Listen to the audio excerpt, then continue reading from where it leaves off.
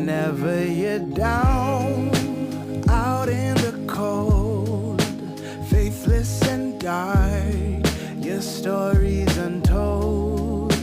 Come take my hand and walk there with me. I know a place where we can be free. There is a light shining for you, guiding your way, helping you through. When shadows and gloom are all that you see, we'll find a place where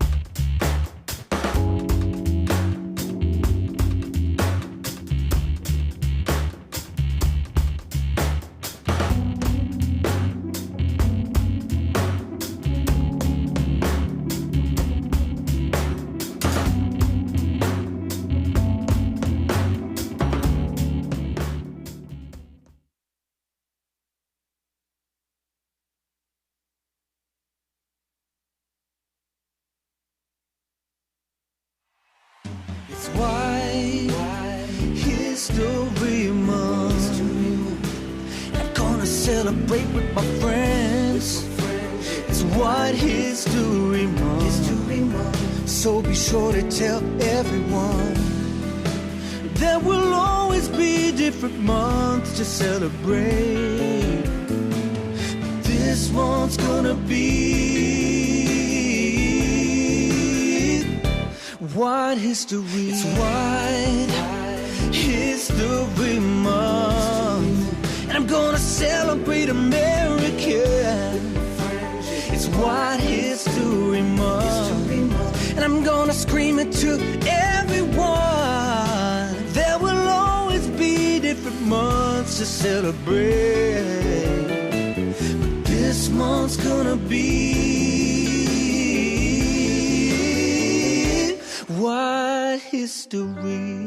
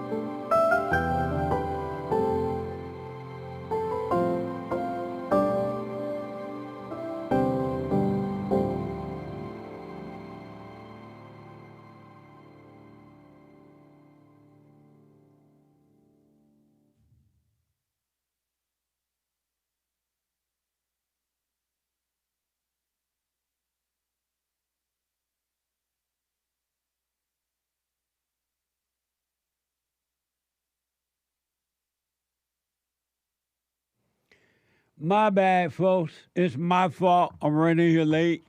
Everything is fine. Things are working. The employees are doing their thing. It's my fault. My bag. Uniting the racers with truth instead of dividing them with lies. We're also rebuilding the family by rebuilding the man. I am JLP Peterson. Good morning. Hi, y'all. It's amazing. You can get involved by calling 888-7753-773. 888-77-JESSE.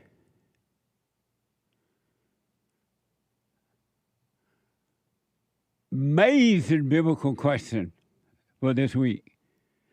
It is a doozy for those who want to overcome their misery, their hell.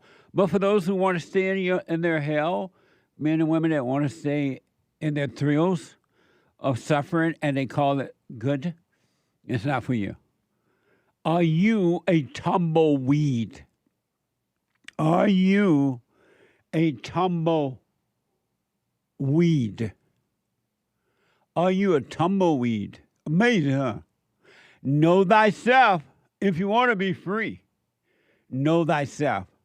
We have every way that you can watch and support the show listed on you can move that on it.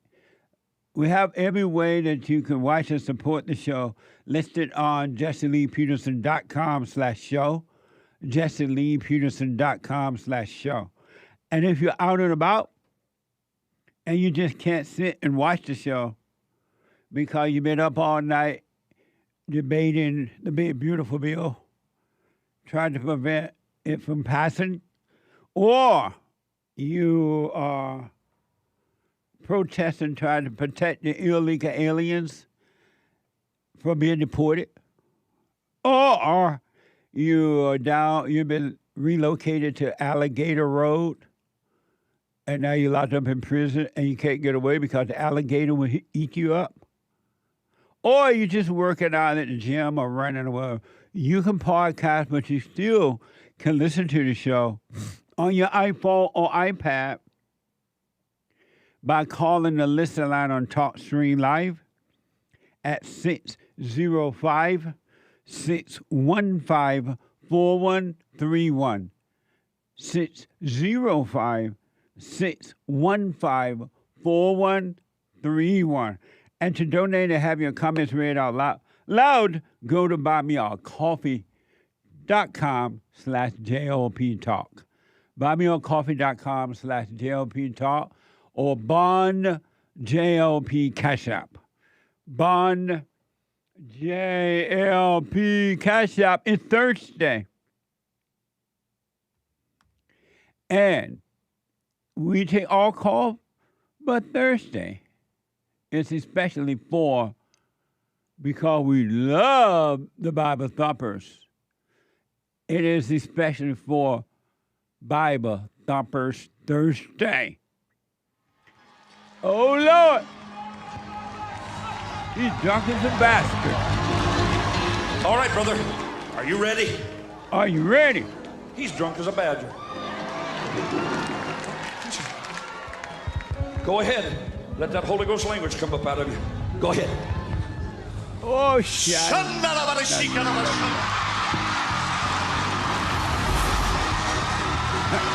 Fire. If anybody asks what's the matter with me, tell them I'm saved, sanctified, and running for my life. What the? Bible Thumper Thursday. I was reflecting, and some of you know that I counsel every day with men and women around the world, couples and families, and by phone, Skype, or walk-in. And if you like a counseling session, you can go to rebuildingaman.com or call 800-411 Bryan. And what I've come to realize, and I kind of knew already, but it's been made clear, that every human being judge another. And in all kinds of situations, they judge. And what I come to realize is that the reason human beings, because human nature is evil, human beings are evil, the reason they judge is because they have not gotten to know themselves, and they have not realized that they too are evil, and that they throw the first stone because they have not realized that they are sinners, that their hearts are wicked, their hearts are evil. Every human being, it doesn't matter, so-called worldly status, what you have or don't have, where you live or don't live, man or woman, whatever color, around the world. You judge others because you have not overcome what the Bible calls your sins. You have not overcome the wickedness of your heart. Every human being's heart is evil. And according to Romans 3:23 through 24, for all have sinned, meaning that every human being's heart is evil. And as a result of heart being evil, you have the nature of evil. Everything about you is no good. But rather than looking at that, looking at yourself and overcoming, you throw stones at others, at your husband or at your wife, at your parents, at your siblings, your friends, your colors, your male or female. You throw stones. And the only reason you throw them because you have not seen what's happening inside of you. You have not accepted that you're a sinner. And most people think what's sinning are the vices that you have. That's not the sin. The sin is the heart. Meaning that in your heart, your mind, not your blood pumping heart, in your spirit, that you are evil. Anyone that has anger is evil. And you're quick to throw stones because you have not overcome your own evil. And not one human being escaped this. Not one.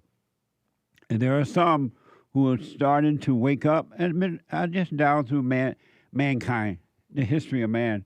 There have always been one or two men or women waking up, right? Because the truth has come along for every generation, but only a few accept that truth.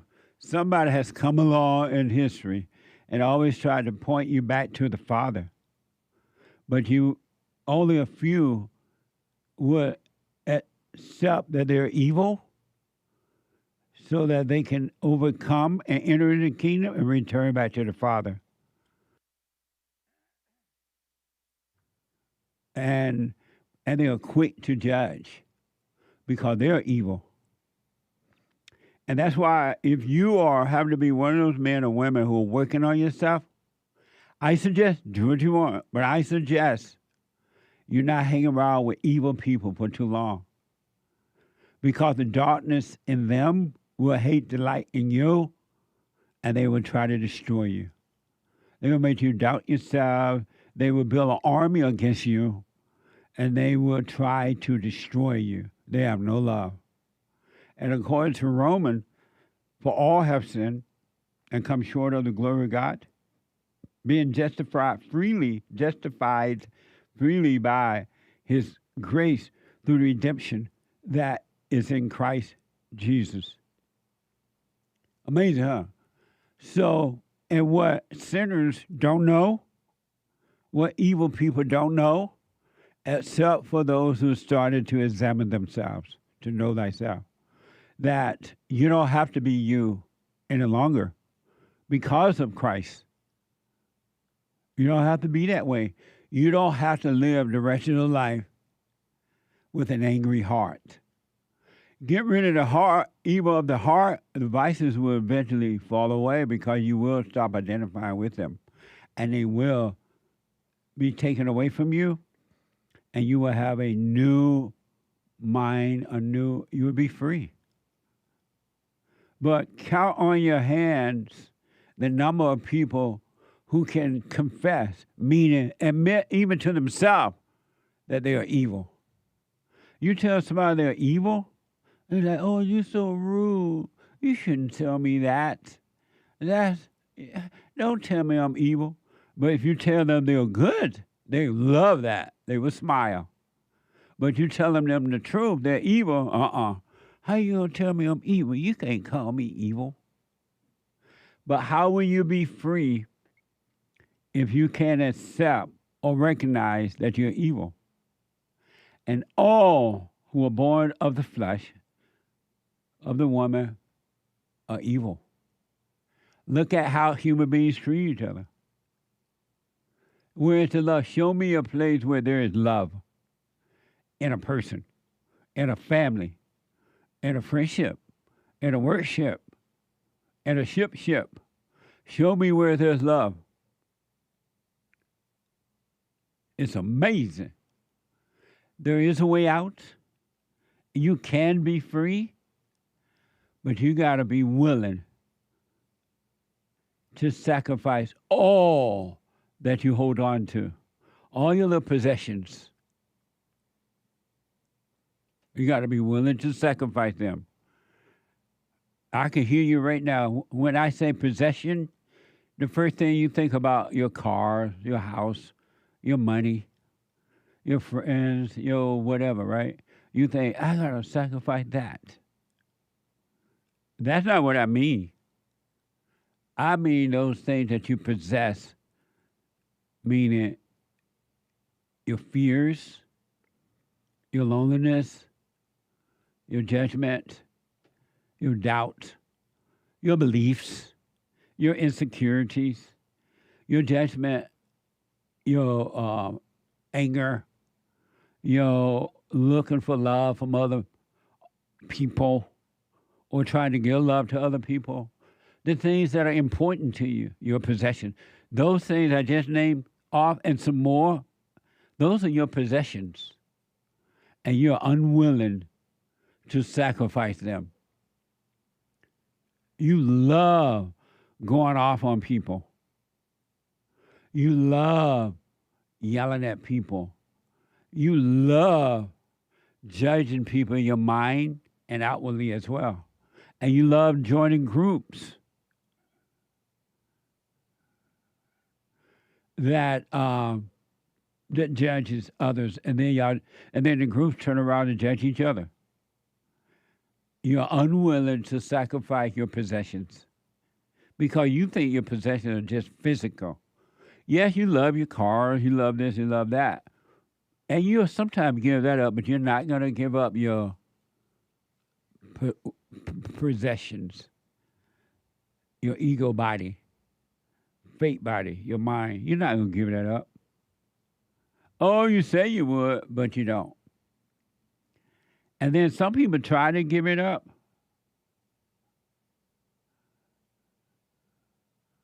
But then you start to, but you stop along the way. And you make up excuses. And it's not you, but the spirit of evil in you.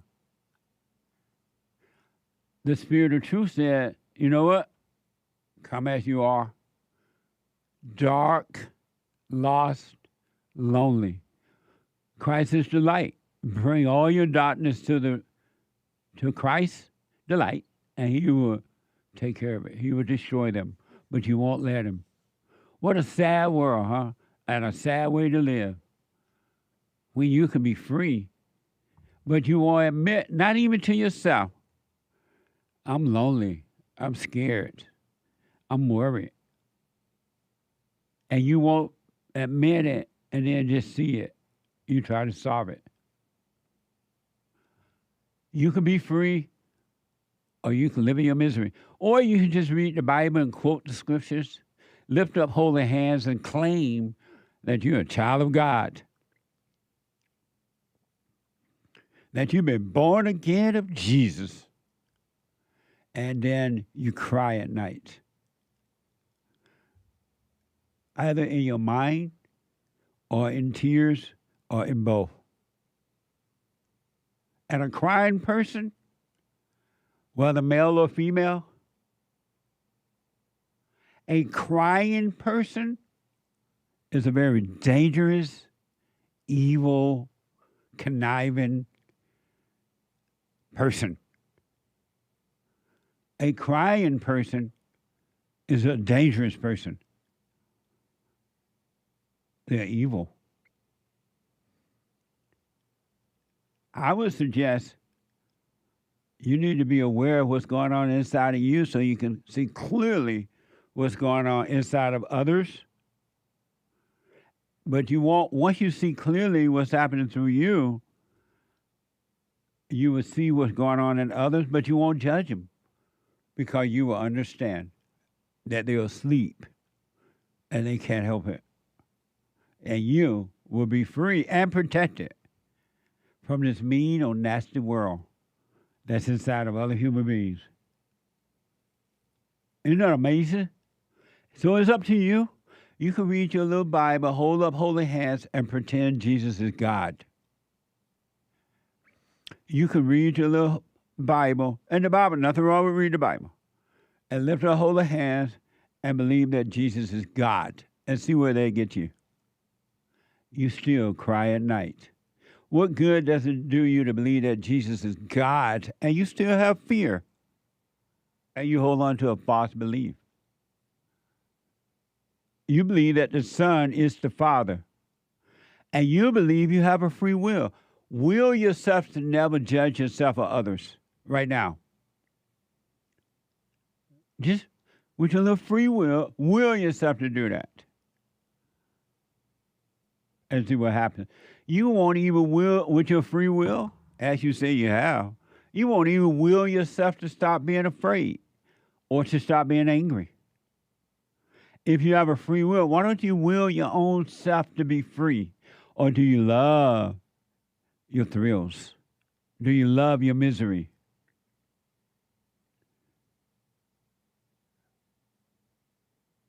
What a mess, huh? And this world, including my country, is going to only get worse and not going to get better.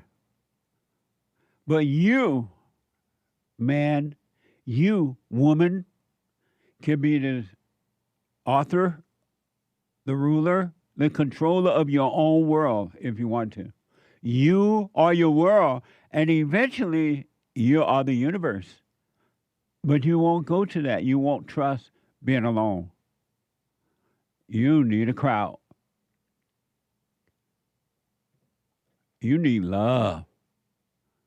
You need somebody to love you and you to love somebody, and you're never going to find it. There's only one love, and it's within. It's not without. It's in you. It's not outside of you. But you're not going to find that until you can admit you're evil. Every human being, anyone that, the way to know, in case you doubt it, and you like, let me find out if Jess is right about this. If you want to know if you're evil or not,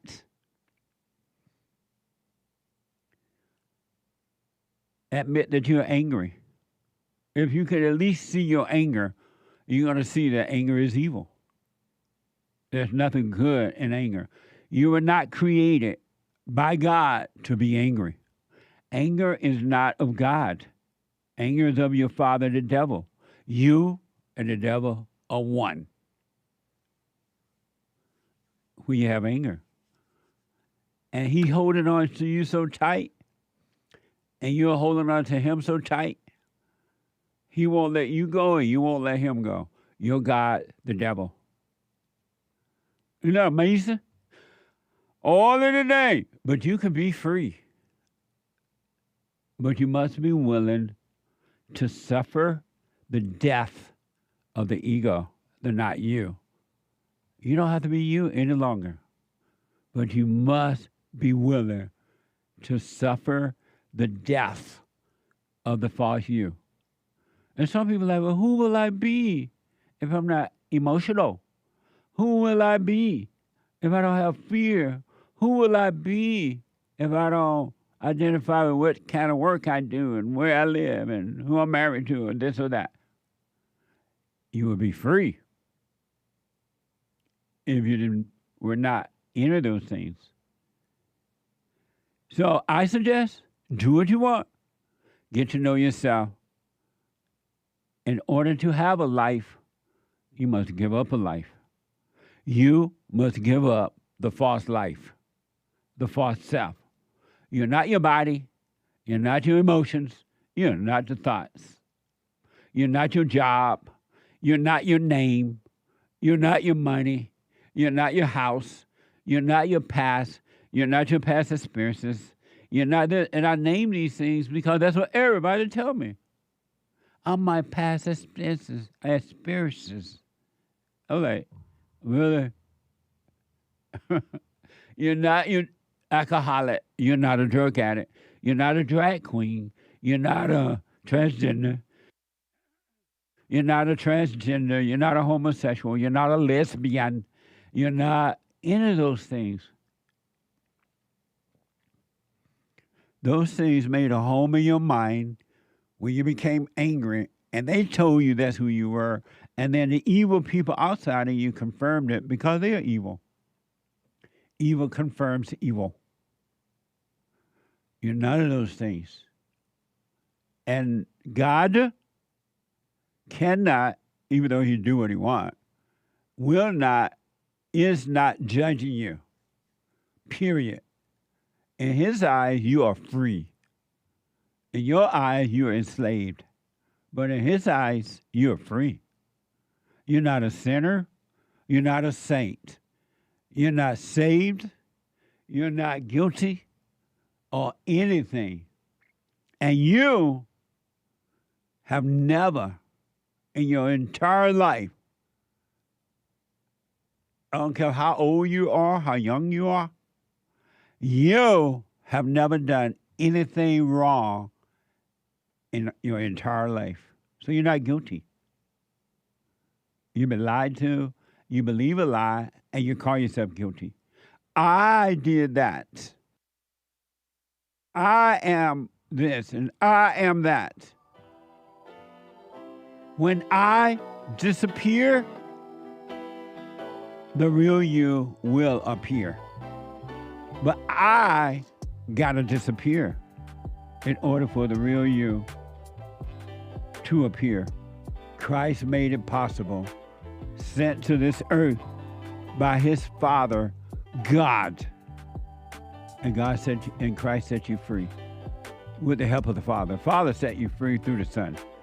888-7753-773. It's up to you. Back in a moment.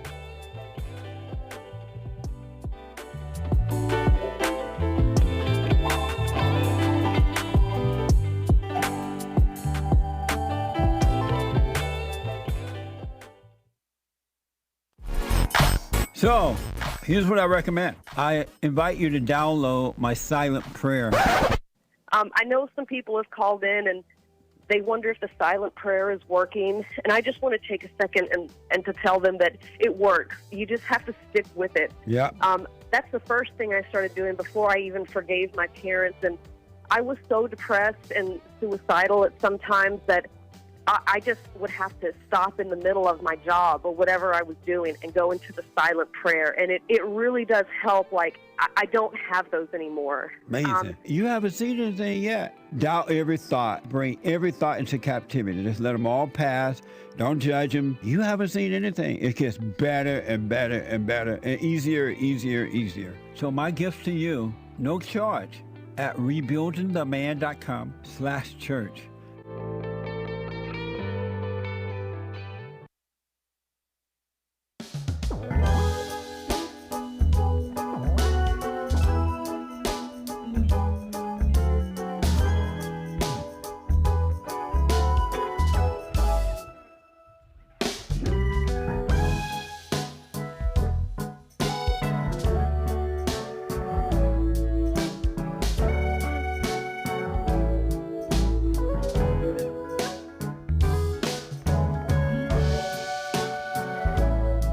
Welcome back. Happy White History Month. July just feels white. Even the Anchor Baby has on his White History Month t-shirt today. White History Month celebrated our 8th anniversary celebration of white history. July is White History Month. Happy White History. You still can get your t-shirts there at JessieLeePeterson.shop, all right? JessieLeePeterson.shop. Quick announcement. The HAKE report is coming up at 9 a.m. from 9 to 11 a.m. Pacific time. The HAKE report.com. And then after the HAKE report from at 11 a.m., the American Anchor Baby. The American Anchor Baby.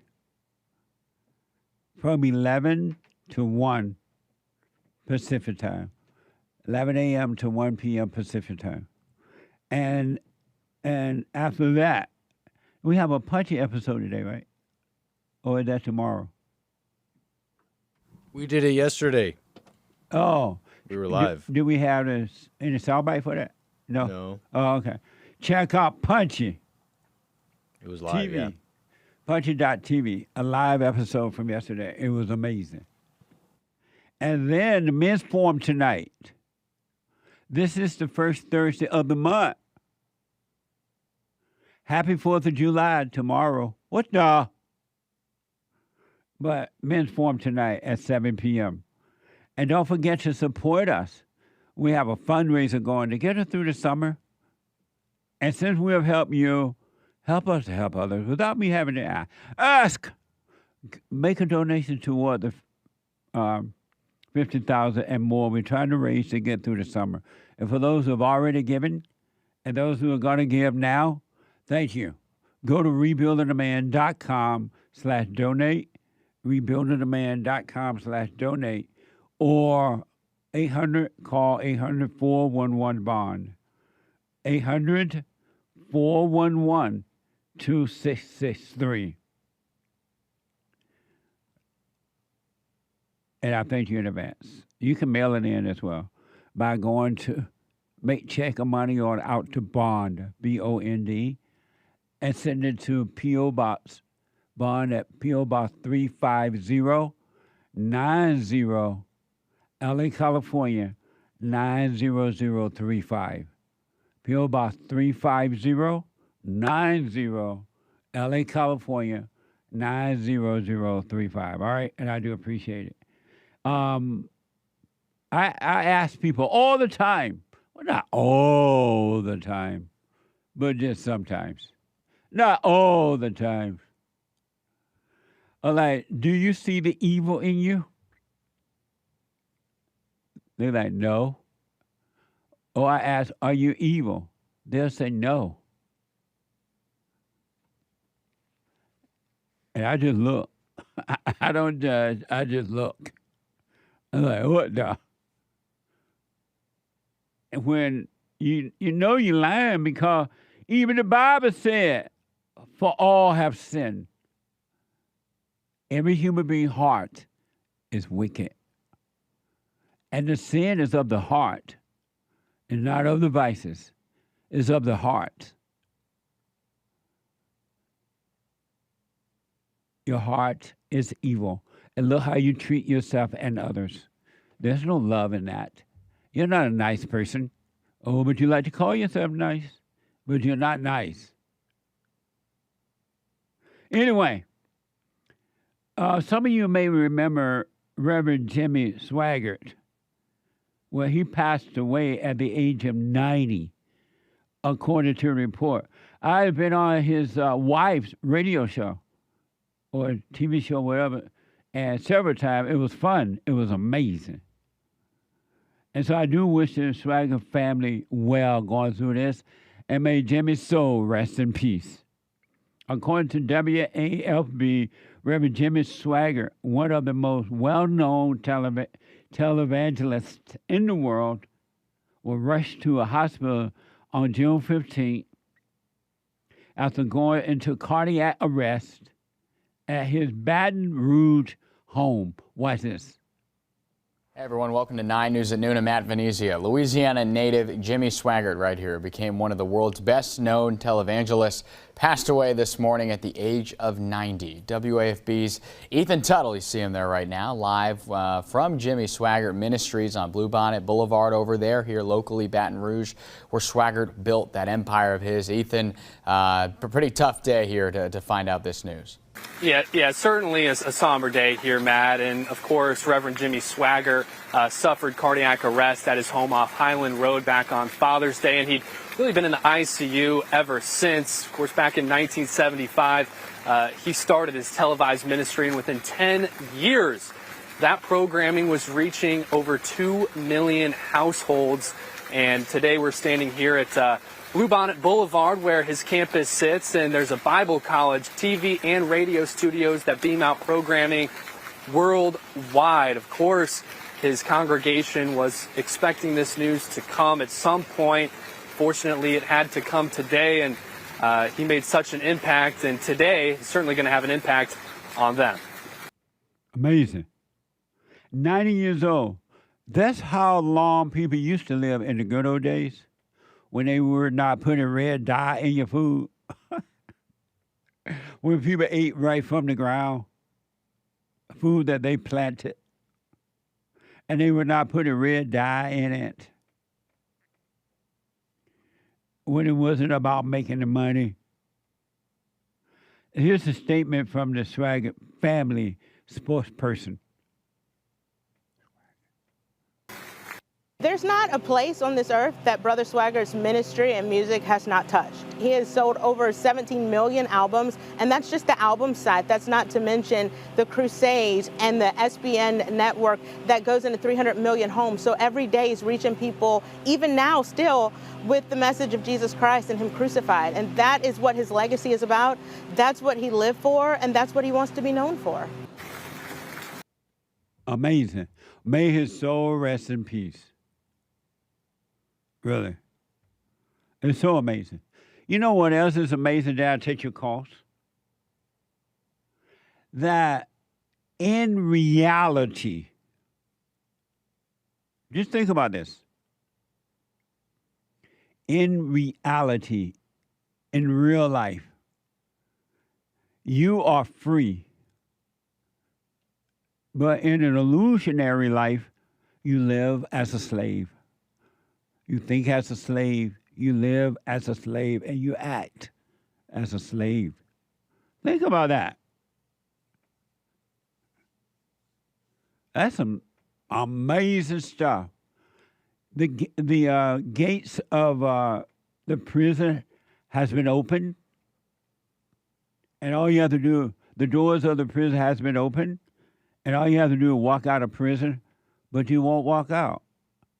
You live in the prisons of your thoughts and emotions. I saw this report, and the person that was in the courtroom was found guilty, and they did not express emotions. And the commentator, the person that was presenting the story, they're like, look at it, they don't have any emotions. Like, if you show emotion, that's supposed to prove that you're sorry about what you've done. An emotional person is a dangerous person. 888-7753-773. Let me go to Texas and talk to MEDWIN. Medwin, you're on the air. Hey, Jesse, how's it going? All is well. Cool, man. If you don't remember me, I'm the one that sent that shirt to you. Oh, thank you. Yeah, yes, sir. Never ask a black man if he remembers, but I do appreciate Yeah, I it. know. Go ahead. Yeah, no problem. I had a little testimony I'd Okay. like to tell to you. So it happened last Thursday, because last Thursday I was going to try to call, because, you know, I seen you took that spill, so I just wanted to check up on you and see how you're doing.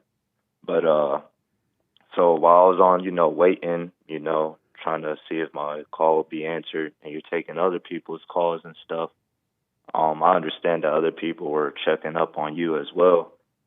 And while I was on the phone and, you know, being on hold, you know, it was coming towards like the end of the show. And while everybody else was talking, I could see the thoughts going on in my head, you know, try to make me angry and try to make me lose my patience of being on the phone. And you know, not identifying with them, you know, I'm just watching them and stuff, and I understand that, you know, other people, you know, who called at the right time, you know, or, you know what I'm saying, they're checking up on you and want to have a conversation with you and stuff like that. And so by the time the show ended, you know, I could still see the voices in my head trying to, you know, try to agitate me more. So I said, you know, let me go silent pray, you know, real quick, you know, in the middle of the day. I do silent pray. I silent pray every morning and every night. But during that day when the show ended, you know, I just wanted to go do a silent prayer in the middle of the day, just because, you know, these voices are trying to trick me. So I go into, you know, my other room, and I like this little table set up that I like to pray at. You know, back when I used to be a religious nut, I used to call it, you know, quote unquote, an altar. You know, I had candles and all this other stuff on it. Yeah. And so I sat in front of it, and then, you know, all these talks of, you know, a lot of people who like to call in, want to talk about Jesus flipping the table and stuff like that. As soon as like that, you know, that thought came in, I just looked at the table and I just flipped that mug with everything on it. And so right when I flipped it, I just stopped, checked myself, you know, see, you know, what's going on. And I didn't feel anything, you know, I didn't feel no anger. I didn't even feel a fear, because you know how people be all fearful, you know, when they tear up something all religious, you know, like I remember someone called and felt all bad because they tore up their Bible and stuff like that. But I didn't feel no kind of fear, you know, from that. And there was this little notebook that was given to me, because I used to go to an Orthodox church, and it has all these little quotes from like monks and priests and all that type of stuff for each day.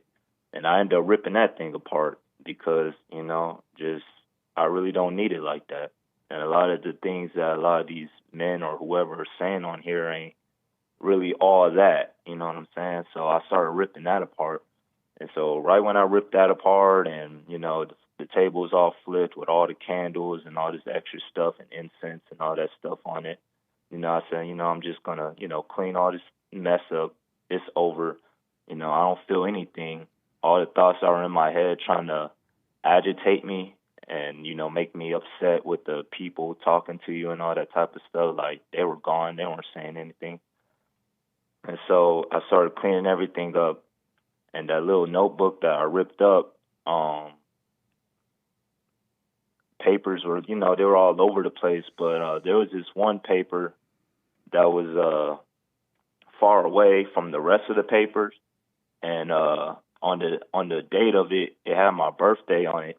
And like when I was ripping up the book, like I was not thinking about my birthday. I didn't care, you know what I'm saying? I was just ripping it apart just as much as I can, you know what I'm saying?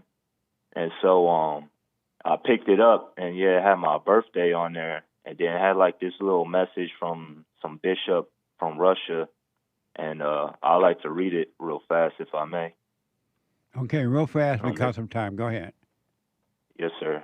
It says, the only place where modern man does not like to visit is himself. Yeah. He cannot hear the silence. He cannot hear the silence. He does not want to hear the voice of conscience. But without knowing yourself, you cannot know God. Modern man lives in a shadowy world of TV, the media, the internet, but the greatest reality in the world is the human soul. Inside, we can open up to the kingdom of heaven. In our heart, God wants us to be born. So I just thought that was real interesting because, deep. I was even worrying about, my birthday and trying to check that out. So out of all the papers I threw away, I said, you know what, I'm just going to go ahead and keep this one. Yeah. And then maybe next Thursday, I'll have something to tell Jesse rather than checking up on him and seeing that he's all right. Because I do understand that you're not always going to be around to hold my hand or anyone else's hand physically, just as Moses wasn't physically there to hold Joshua's hand or Elijah to hold Elijah's hand, and even Jesus being there physically to hold his disciples' hands. So if you're truly working on yourself, which I am, you know what I'm saying, I need to understand that you're not always going to be around like that. And what dwells in you also dwells in me and dwells in Donald Trump. And so I just wanted to say that. That is an amazing testimony, man. That's deep. And I just want to encourage you to stay with it, stay with it, stay with it. You're absolutely right. And just stay with it and stay with it and stay with it. And you're going to see paradise right here on earth inside of you. That's amazing, man. Thank you. Yes, sir. One more thing. Can I submit my my heroes for White History Month? Oh, yes. July's White History Month. Go ahead. Yes, sir. So I want to do 2 German white men by the name of Gottlieb Daimler and Wilhelm Maybach. They're the ones who created a small, high-speed engine to be mounted in any kind of vehicle, as well as creating the first motored bicycle operated by a compact engine instead of being steam-powered. And I also like to do the 4 Americans from Wisconsin, Milwaukee, the Harley-Davidson founders, William S. Harley, Arthur Davison, Walter Davison, and William A. Davison, for creating the Harley-Davidson brand by advancing the motor bicycle into the modern motorcycles that we have today. And their bikes were used in both World War I and World War II. Amazing. White History Month, July just feels white. Thank you, man. Well, amazing. Thank you. I appreciate that. Yes, sir. See you later, Justin. All right, man. You stay with it. I will. All right. Amazing. You can overcome your misery, folks, or you can stay in it. 888 Happy White History Month. 888-7753-773. Let me go to MADYLYN out of Virginia. MADYLYN, you're on the air. Happy White History Month, Jesse. Happy White History Month. Thank you. Tomorrow I'm going to a pool party with all white people. It's going to be fantastic. How nice is that? Amazing. I know. Okay, so I'm going to keep mine really quick. I just wanted to say I was watching Punchie TV yesterday. It was fantastic.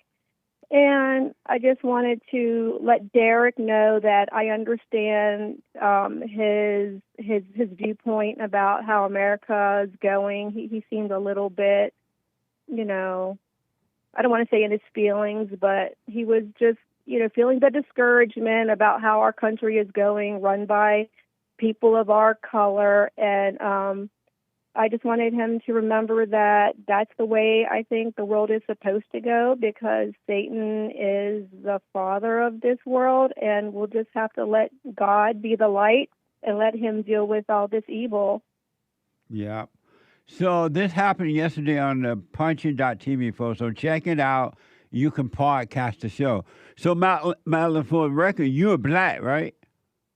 I am mixed up with black and mixed up with white. Okay. But, Jesse, from the time I was born until about second grade, I was around all white people.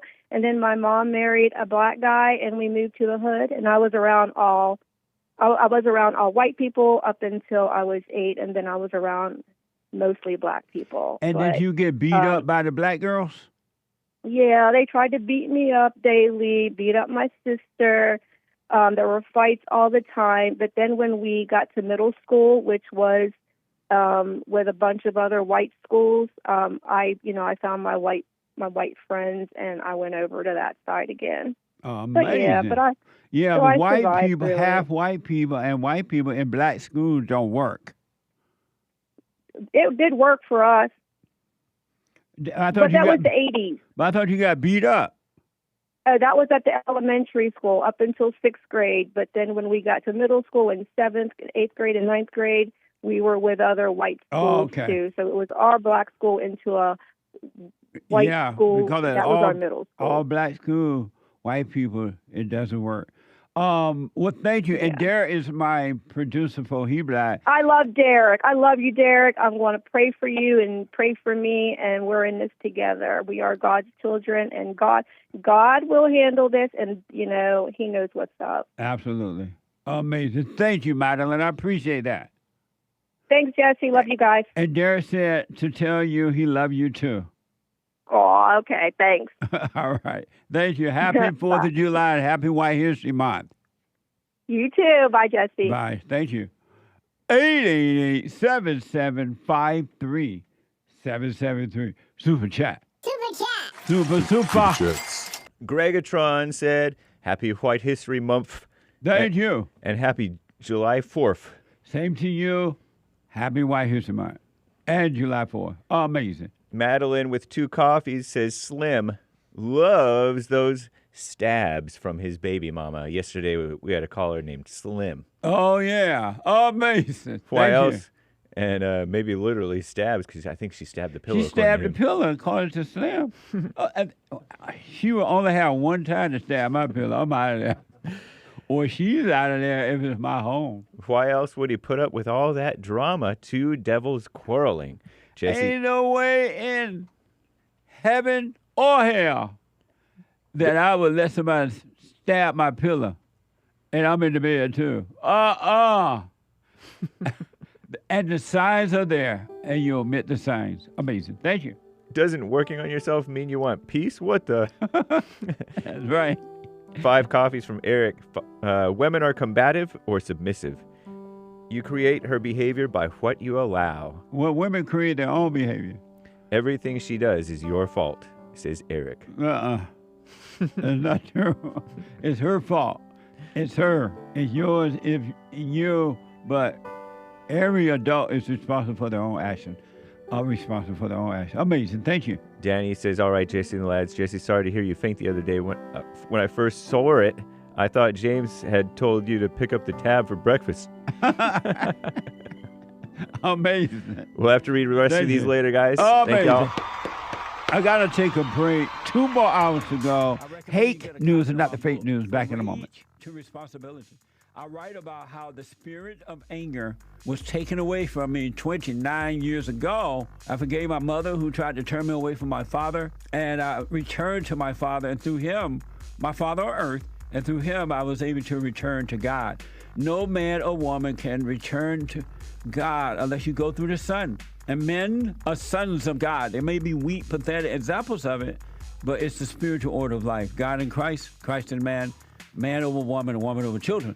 So get from race to responsibility. I write about that. Go to my website, rebuildingtheman.com for an autographed copy, or call 800-411-BOND. And donate to my nonprofit, Bond, the Brotherhood Organization of a New Destiny. We are rebuilding the family by rebuilding the man.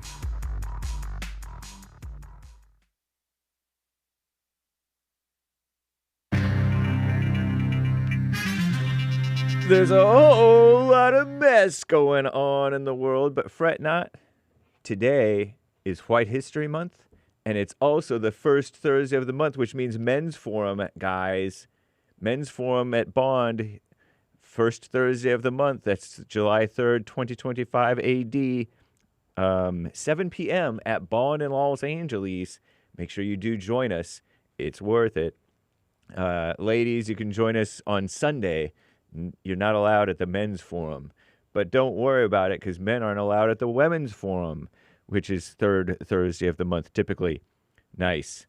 rebuildingtheman.com/events. The lines are full, guys. JLP will be right back to your calls. We'll get to more and more of your super chats as the day goes on, I believe, and more great stories as well. Commie Nonsense Network, CNN reports the 4th of July is nearly upon us. That is Independence Day, so-called, here in America. And Americans, they claim, are eager to get away from what? I don't know. According to AAA, more than 61 AAA's auto clip, 61 million Americans or more, or million people, are expected to hit the road this week, and another 5.8 million head into the airports. And so, nice. We will be live tomorrow for the 4th of July here on the Jesse Lee Peterson Show, as well as the Hake Report, as well as, I believe, the Fallen State with that Kira Davis gal, shout out, and then American Anchor Baby, I do believe. So do join us, as well as today, JLP, Hake, Anchor Baby. Nice. And then Church with Jesse Lee Peterson, of course, on Sunday. Sweet. Rebuildingtheman.com/church. The Trump Big Beautiful Bill. Anybody? A group of House Republican holdouts became Republicans. They fell in line with our greatest president overnight and agreed to advance his sweeping domestic agenda bill to a full House vote. The legislation will lower federal taxes. That's kind of nice, right? And infuse more money into the Pentagon, which is okay, I guess, and border security agencies, also probably much needed, I would think. It will also downsize so-called safety net mama programs, socialist programs like Medicaid and SNAP, which is to say food stamps, which is a good thing. Got to get these people off the whatever you want to call it. I don't want to say the word because I'm not sure if it's a bad word. And add nearly $3.3 trillion to the deficit over a decade, according to an estimate from the CBO. So they claim. They don't know. A final vote expected later this morning. Maybe it's already happened. I don't know. Timing remains fluid, though, until it actually happens, of course. So we'll see what happens. And Medicaid data. 20 states are suing our greatest president, Trump's administration, for allegedly violating federal privacy laws by turning over Medicaid data on millions of enrollees to deportation officials. Wow. Because illegals on Medicaid, huh? Some of the private health files revealed names, addresses, social security numbers, immigration status, and claims for enrollees. The information sent to the Department of Homeland Security, DHS, included people who live in California, of course, quite predictably, right? Illinois, too. Is that a sanctuary state, Illinois? I don't know. But certainly Chicago is a sanctuary so-called city, I guess, right? I said certainly, but I'm pretty sure. I don't know, though. And Washington State and Washington, D.C., just the swamp itself, which allow non-citizens to enroll in Medicaid programs, which includes illegals, right? That pay their expenses using only state taxpayer dollars. So if you live in one of those states, you're paying for illegals and for non-citizens. It's horrible. Experts, so-called, said such information could be used to locate illegals, they call them migrants, for President Trump's mass deportation campaign, which is a good thing. And speaking of immigration, a federal judge blocked President Trump's proclamation that barred illegals or migrants who cross the U.S.-Mexico border from seeking asylum. These judges, huh? Enemies of America. And there's so-called immigrant rights advocates who sued over that proclamation, and a dumb judge apparently agreed with them. I'm James Hake. Now back to JLP, Hour 2. It's White History Month. I'm gonna celebrate with my friends. It's White History Month. So be sure to tell everyone. There will always be different months to celebrate. This one's gonna be White History. It's White History Month, and I'm gonna celebrate America. It's White History Month. And I'm gonna scream it to everyone. There will always be different months to celebrate. But this month's gonna be White History. What an amazing song. Happy White History Month. July is White History Month because July just feels white. Rebuilding the family by rebuilding the man. And we're also uniting the races with truth instead of dividing them with lies. Good morning. It's Thursday again. You can get involved by calling 888-7753-773. 888-77-JESSE. And my biblical question, are you a tumbleweed?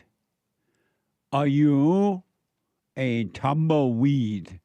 Know thyself. If you want to be free, are you a tumbleweed? We have every way that you can watch and support the show listed on JesseLeePeterson.com/show. You can, if you're not able to sit and watch this show as it's happening, you can podcast. And you can also still listen on your iPhone or iPad, no matter where you are and what you're doing. We are heard around the world by everybody and their mama if you're black, everybody and their mama if you're white. So you can be listening no matter what you're doing by calling the listen line on TalkStream Live at 605-615-4131. 605-615-4131. And to donate and have your comments read out loud, go to buymeacoffee.com/JLP Talk, buymeacoffee.com/JLP Talk, or Bond JLP Cash App. Bond JLP Cash App is Thursday, and every Thursday. Can I get an amen? Amen. Every Thursday is Bible Thumper Thursday. Oh, Lord. The sign outside the New Era Baptist Church in Birmingham reads a black vote Not for yours, Trump Lord. mental illness. Why? I am the daughter of two pastors. You will emerge from that as an atheist. President Joe Biden is only the second Catholic president. The Pope is like, if you don't. They call him the Holy Father. Ain't nothing holy about the Pope. God, why? Why George God? Holy mackerel. I can't believe you people follow a man. Oh, amazing. You know what else I do believe it. When I say I can't believe what I'm about to say, I do understand. I do believe it. God see it and hear it all the time. What's so amazing to me, it's like mind-blowing to me, but I understand it. Is that human beings will not see, because it's not that they can't see, they don't want to see, that their hearts are wicked. They prefer to deceive themselves to believe that they are good, rather than being honest with thyself, seeing that you're evil. Then you will overcome evil and be of good. It's hard for human beings to see they're evil. They'll quote the Bible, they'll hoop and holler, they'll lift up holy hands, they'll go to church, Bible class, Bible studies, Monday, Wednesday, Thursday, Friday, Sunday morning, praise Jesus, but they can't see that they're evil. Not that they can't see, they won't see it. And that's interesting to me. How will you be free if you don't admit you're evil? All anger is evil and separated from God. I have 2 words for you. Just 2 words. Free Diddy. Free Diddy. What a mess. So, some of you know about Diddy's situation. According to WTHR, Sean Diddy Combs was acquitted on Wednesday on racketeering, conspiracy, and sex trafficking, but found guilty for lesser charges. Watch this from KTLA 5. Sean Diddy Combs will remain behind bars after a judge denied him bail. Yeah, the music mogul was acquitted of the most serious charges, which are sex trafficking and racketeering conspiracy, but guilty of the lesser prostitution-related charges. Hello to both of you. The defense offered stipulations like drug testing and limited travel so Sean Combs could go home to his Miami mansion. But the judge said the music mogul's daily square footage will remain that of a Metropolitan Detention Center jail cell. Outside of the courthouse in Manhattan, a frenzy of fans and media. The judge citing Combs' pattern of violence for keeping him in custody. The judge said Diddy's defense even conceded he was a domestic abuser. But Combs' attorney spoke to the media after the bail hearing, calling the verdict a victory. Today's a great victory. It's a great victory for Sean Combs. It's a great victory for the jury system. You saw that the Southern District of New York prosecutors came at him with all that they had. They're not stopping, but one thing stands between all of us and a prison, and that is a jury of 12 citizens. And we had a wonderful jury. They listened to every word, and they got the situation right, or certainly right enough. Amazing. It's unusual that when men are accused by women, because we've been told the woman, take the woman at her word. Because she said it, and it's true. Don't doubt her. And this country, how believe the women. And when they cry, they're lying. But the country believe them.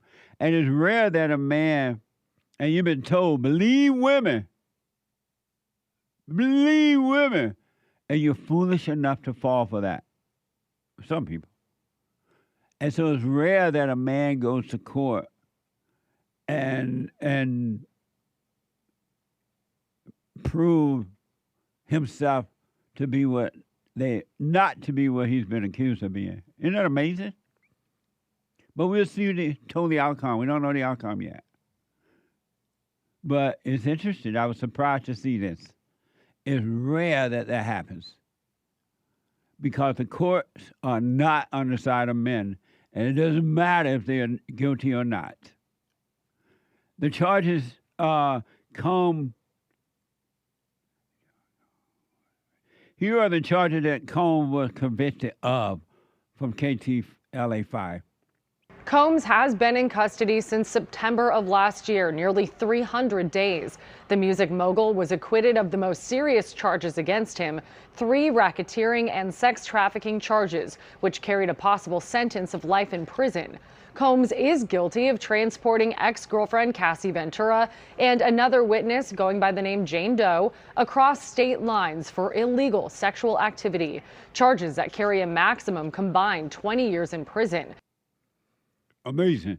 So Combs got on his knees and thanked God in the courthouse. Did you see that? Yeah. And that yellow she's down on his knee in that chair praying. How come if you pay a woman trip from somewhere to your place to be with you, and they call it prostitution, but why is that illegal? You don't make her come. You invite her, or she invite herself, and you pay her to come to your place. Why is that illegal? I'm just wondering out loud. And who is at fault? The woman or the man or both? Why they didn't charge her for being a prostitute, if that's the case? I'm just wondering out loud. This is hell on earth.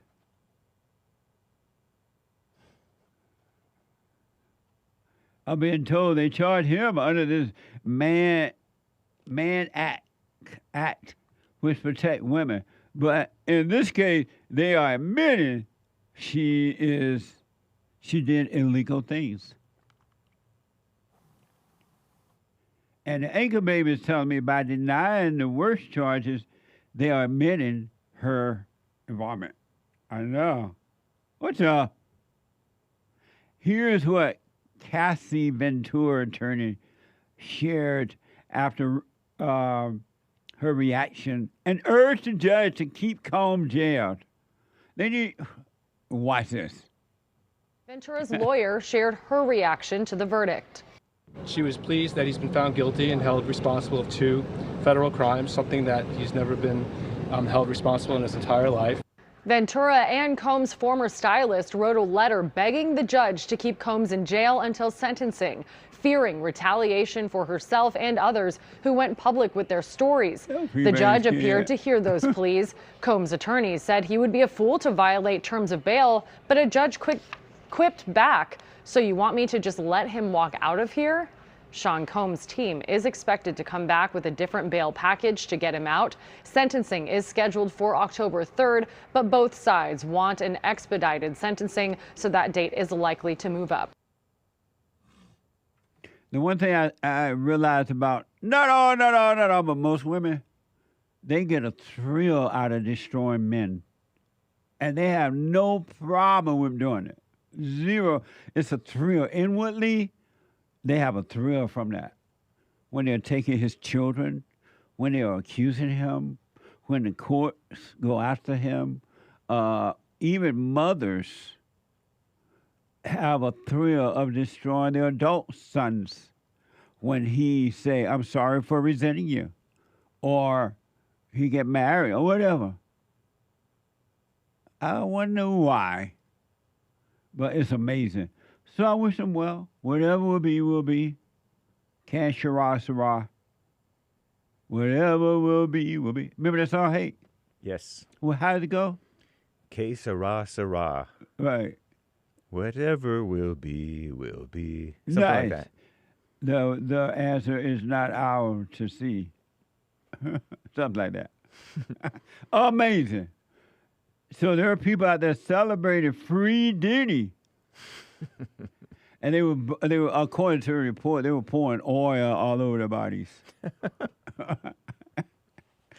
I saw that in the chat and I didn't believe it, but then I saw it on Drudge Report. Yeah, I saw it. Wait, that's real? Yeah. I saw it on the local news, on Channel 5 News. I thought they were just joking around. No, they said the chat. people outside were pouring oil on their bodies. Solidarity. You Free wouldn't Diddy. understand. What a mess. One other quick thing, I get to your calls and super chats. This story is so interesting to me. And I think the most interesting part of this story, because I don't be watching these trials and things, but you know, you turn the news on, you're going to hear something about them. This guy, after being accused for a long time, and they went to trial, they were in court, they were running up and down, something like that. I don't know exactly how they were going on, because I didn't watch it. He finally admitted that he committed these murders. And this guy's a young guy. It's been reported that he was a college student at another university, and these other kids were college students at a different university. And they lived in I guess a rented home or something together. And for whatever reason, this guy went to where they were living, and according to the report, and now he admitted he killed them. And to see him admit that he's guilty of committing a murder of 4 people is interesting to me. And I'm like, it's amazing, because no one has said what the outer reason that he did it. So we don't know what that is, as far as I know. But just think about the spirit of evil that was driving him and caused and influenced him to do what he did.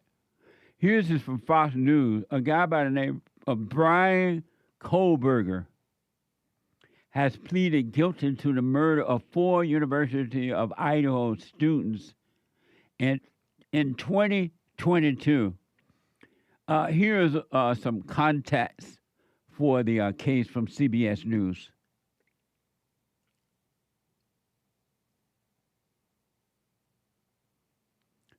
What history? You want me to come back? My apologies. I thought I had that here. Okay. We'll come back to it. Let me know when it's ready. What are you saying, hey? I said Kohberger, Kohberger.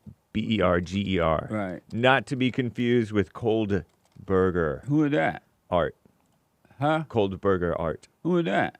It's a different person completely. Oh. So someone was... Our supporter, our chat guy. Was someone going to think that you're talking about him? You sound like the same... It sounds like the same name if you say it lazily. Kohberger. Mm-hmm. Kohberger. Right. K-O-H. Yep. All right. FYI. FYI. We'll come back to that story when they get it ready. In the meantime, we'll go to the phones. Let me go to East Los Angeles and talk to KAYLA. KAYLA, you are on the air. Hi, Jesse. Hey, happy White History Month. Happy White History Month. Amazing. I'm Mexican. What the? I stayed up all night just to get a Mexican. You heard that song before? Yes. Huh? Have you heard that song? Which one? I stayed up all night to get a Mexican. I stayed up all night. I think I have. I voted for the Great White Hope, okay? Right on. I'm one of the good ones. There you go. Amazing. Yeah. So, what do you think about the illegal aliens being gathered up and shipped back to the country they came from? You know, I wanted to say something about that. I didn't really necessarily want to answer the tumbleweed question, but I feel that, you know, Mexican people, they have so much freedom here that they don't know that, you know, in their own country, if they were to protest the Mexican government, you know, deporting illegals, which they do, you know, they wouldn't have the freedom to do that like they do here. Yeah. Like, it's either the government that's going to shut them down or not care at all, or it's going to be the cartels, you know. You know, the cartels, they never protest against the cartels, you know, which cartel, you know, they murder children, you know, they butcher people, you know, they take over agriculture. And if they did that here, you know, the cartel would, like, get rid of them, you know. That's a good point. Amazing. So I think that it's a double standard, for lack of a better term. Yeah. And I think that they should just let ICE do their job. Right on. They shouldn't interfere with the law, you know. And it's not profiling at all if they already have a database of who they're looking for. How come they haven't been looking for me or my family? You know, like, right on. If it was really profiling. Do you say this to other Mexicans? They get angry, especially here. Yeah. You know, they're very Democrat-minded, like entitled. You know, like everything belongs to them, and like they should get free stuff. You know, from the government. You know, we have enough resources as is. You know, it's time for people to start working for themselves. You know, instead of like getting from the government. Yeah. And it takes a Mexican to say that, because that's right. You know, there needs to be a change. You know, this victim mentality needs to go. Yeah. I used to think like that, but because that was my environment, you know. Absolutely. Amazing. Thank you. I know that you called about the biblical question. You want to respond? The tumbleweed. Well, I think in a way I am a tumbleweed, because a tumbleweed keeps going and is like resilient, due to, like, amidst chaos, all around me, I still keep going, Right. with all these protests of, like, people voting, like, people, like, protesting, oh, Mexicans. It's not only Mexicans, like, being deported. Like, it's everyone else, too, How come they don't protest for them? That's right. What now? I put my little 2 cents in on Sunday, and I realized you're a first-time caller. Let me ask you, because of time, what have you gone and forgiven your mother? Yes. To make a long story short, one day, because me and my mom argued so much, like, my whole life, Yeah. and I realized she was evil, and I didn't want to become evil like her. So she even told me herself when we got into this, like, breaking point argument, forgive me. And so I realized that that I forgave her that day. Right on. Yeah, and I do my silent prayer, but not every day, only when I need to ground myself, and I know I should be doing it every day. Yeah. I encourage you to practice being present all the time. God said to pray without ceasing, meaning to always be present. Because anytime you're not, then you open up for the evil one to come back in or to control you and deceive you and control you. Right. Amazing. Well, thank you. I appreciate it. Okay. I would like to talk to you again soon because I like having these conversations. You can call me anytime, all right? Amazing. Amazing. Thank you. Amazing. Okay. Bye now. We have that story right on. We have that story. Let me give you this story about Bryan Kohberger. That's it right here? Yes. Close enough. Here is some context about the case from CBS News. Watch this. An Idaho judge today signed off on a plea deal reached between the state and the man charged in the stabbing deaths of 4 University of Idaho students in 2022.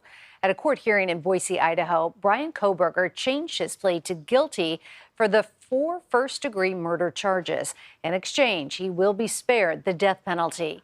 The 30-year-old will be sentenced later this month, but while the plea deal calls for 4 consecutive life sentences, the judge said the court is not bound by the plea and, quote, could impose another lawful sentence at sentencing. That's amazing. Just think about this. This young person, according to the report, going to college, and being influenced by evil. Every human being is being influenced and don't know it. Isn't that amazing? He's not unique in that. Every human being is being controlled by something evil that made a home in them. That is amazing. And this guy, according to the report, pleading guilty, he was spared the death penalty. Here's more detail from the case. Carter, great to see you. You were in the courtroom. What more did we learn from the official announcement of the plea deal? We learned a lot more from the prosecution about the case, some things that we hadn't heard before, that he had bought a knife like the one that was used in the murders and the same sheath that they found on Amazon in the months before the murders. They also mentioned that he had been spotted, or his cell phone had been located at towers in the area months before the murders occurred, suggesting that he had really planned this out for a long time. It showed a lot of activity around the area. It also said that he entered through the sliding door of the kitchen, and then they got to the point where he had to plead guilty. And I would tell you, there was a lot of family in the courtroom, and everybody was pretty stoic until that point, but that's when the tears started flowing. Amazing, huh? Think about that. The same spirit that caused you to get mad this morning, over today, and if you're in another country, last night and before, it's the same spirit that's driving this guy, Bryan. It's the same spirit. The same spirit that caused you to be shy or afraid or worried or anxiety. It's the same evil spirit. and it controls you. You don't control it. Here's where Kohberger pleaded guilty in court. What? This is from X. Did you, on November 13th, 2022, enter the residence at 1122 King Road in Moscow, Idaho, with the intent to commit the felony crime of murder? Yes. Did you, on November 13th, 2022, in Latah County, state of Idaho, kill and murder Madison Mogan, a human being? Yes. And did you do that willfully, unlawfully, deliberately, and with premeditation and malice of forethought? Yes. Did you, on or about that same date in Moscow, Idaho, kill and murder KAYLA Gonzalez, a human being? Yes. And did you do that willfully, unlawfully, deliberately, and with premeditation and malice of forethought? Yes. And did you, on that same date in Moscow, Idaho, kill and murder Xana Kernodle, a human being? Yes. And did you do that willfully, unlawfully, deliberately, with premeditation and malice of forethought? Yes. And then on or about November 13th, 2022, again in Latah County, Idaho, did you kill and murder Ethan Chapin, a human being? Yes. Did you do that willfully, unlawfully, deliberately, with premeditation and malice of forethought? Yes. As I'm sitting right now and yesterday when I saw this and hearing this man say yes and looking at how young he is and a full life he could have and knowing that something else is driving him to do this, that's amazing to me. But if you're not working on yourself, you wouldn't see. You would just look at the physical man or person, male or female, and you would just see that person, and you would judge, and you'd be mad, because you don't see what's driving you. You don't see what's driving him. Just think about it. This guy admitted he went into this place and killed 4 people. They say with a knife. Think about that. That's amazing to me.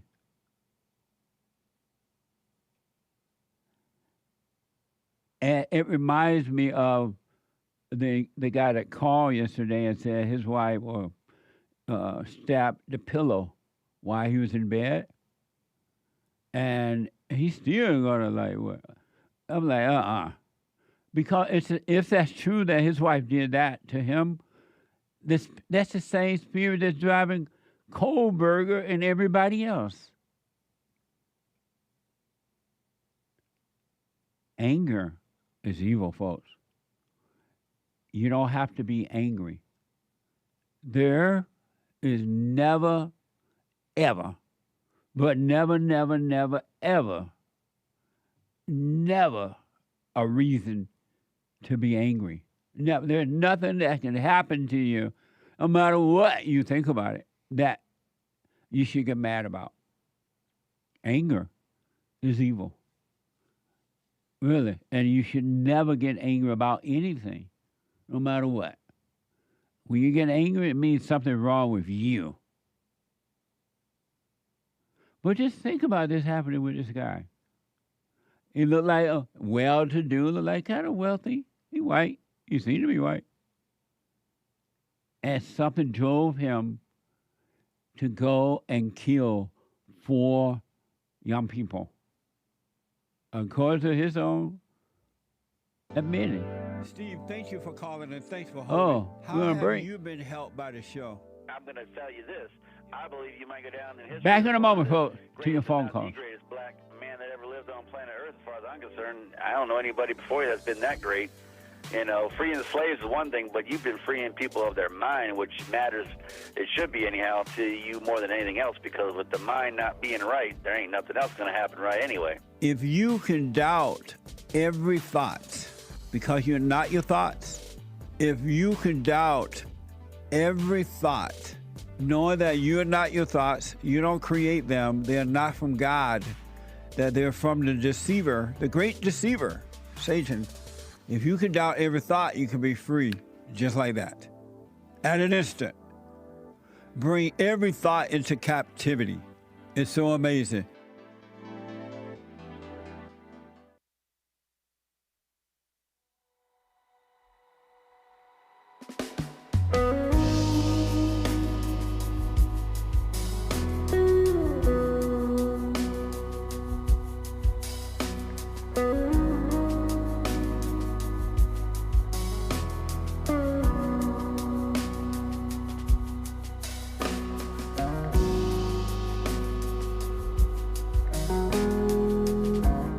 It is truly a spiritual battle. It's not physical. We wrestle not against flesh and blood, but against spirits and principalities and wickedness in high places. You are evil. Human nature is evil. And it made a home in you. And it drives you. It convinces you. It gives you these false emotions. And you identify with them. And you call them you. Couple quick announcements. Men's Forum tonight at 7 p.m. Pacific time. It's the third Thursday of the month. Come on down at 7 p.m. You can go to rebuildingtheman.com for more information. rebuildingtheman.com/events. All right? And then tomorrow, if the Lord is willing and the creek don't rise, brand new episode of the Fallen State.tv. A fun discussion with Kira Davis. And this is the second time I believe Kira was on the Fallen State. Oh, she was on the radio before then, the Fallen State. She is a conservative author, political commentator, and the host of Just Listen to Yourself podcast. Next time on The Fallen State. Welcome back. Thank you. You look the same, though. You haven't gotten older. What's wrong with the black? Forced integration is a mistake. The beauty of Christ is that our tribe is eclectic and diverse. We gather under the flag of a king, not a race. Is Donald Trump appointing too many women? That's probably a matter of personal opinion. No, he is. It's a mess. You believe God made women emotional? How do you know? How do you know? How do you know? How do you know? No, you're not right. And I think maybe some of your personal experiences. The women always say that. The FallenState.tv is an amazing discussion, really. And you can become a member of the Fallen State right there on the FallenState.tv. And on the YouTube channel there, and locals.com as well. Locals. Is it Jesse Lee Peterson? .locals.com. JesseLeePeterson.locals.com. All right? And don't forget, we have a fundraiser going. We got to raise money to take her through the summer while y'all on vacation. So make sure you go there and make a donation. If you can give the whole thing or more, I appreciate it. Whatever you can give is getting us there, right? Go to rebuildingtheman.com/donate. Rebuildingtheman.com/donate. Or call 800-411-BOND. 800-411-2663. And check out our merch. Amazing merch. At JesseLeePeterson.shop, JesseLeePeterson.shop, or rebuildingtheman.com/stores. rebuildingtheman.com/store. Coffee is there. Punchie coffee is good. Good. T-shirts. Just white history shirts. We're going to be having some more white history merch for you as well. Books. I will sign all the books and everything. JesseLeePeterson.shop or rebuildingtheman.com/store. Let me go to JAMEEL out of New Jersey. JAMEEL, you are on the air. Hello, hello. How are you, Jesse? All is well, JAMEEL. Amazing. Yeah, I went through quite the dilemma last night. So I've been dating this girl, and she's Hispanic. Speak right into the phone for me. You sound a little fuzzy. How about now? Am I good now? Yeah, you're fine now. Go ahead. Yeah, I'm in a little bit of a dilemma because I was dating this girl for about a year or so, and she's Hispanic. And so one thing led to another. We started talking about the ICE raids and the deportation. Are you Hispanic as well? No, I'm black. Oh, He's okay. black. Go ahead. You black. Yeah, so to make this long story short, we talked about the ICE raid, and then she started getting really emotional and overreacting and saying that it's wrong to deport illegals and that all people need rights and all of this and everything should just be sunshine and rainbow. There shouldn't be any immigration laws, apparently. She thinks that that her family is actually going to be in trouble, even though she's a whole citizen. Her mother's a citizen. They're immigrants, but they have their paperwork in order. Like, they actually became citizens. And she is, like, living in fear. I think it's from CNN and some of those other news, because they're very heavy liberal. Yeah. And I should have seen that as a red flag and cut her off. But, all thoughts are lies. I was thinking that, I'll be able to help her and guide her and take her out of that mess. All thoughts are lies, right? They are, and especially when you think that you can help somebody else, you cannot help anyone, not even yourself. Exactly. Yeah. And then I noticed this as well.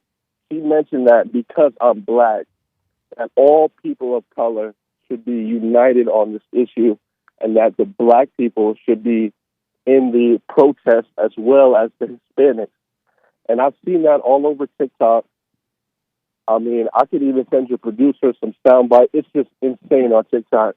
The Hispanics are calling for a lot of black people to stand with them in this issue. And I'm just like, y'all broke the law. Yeah. There's no, injustices happening.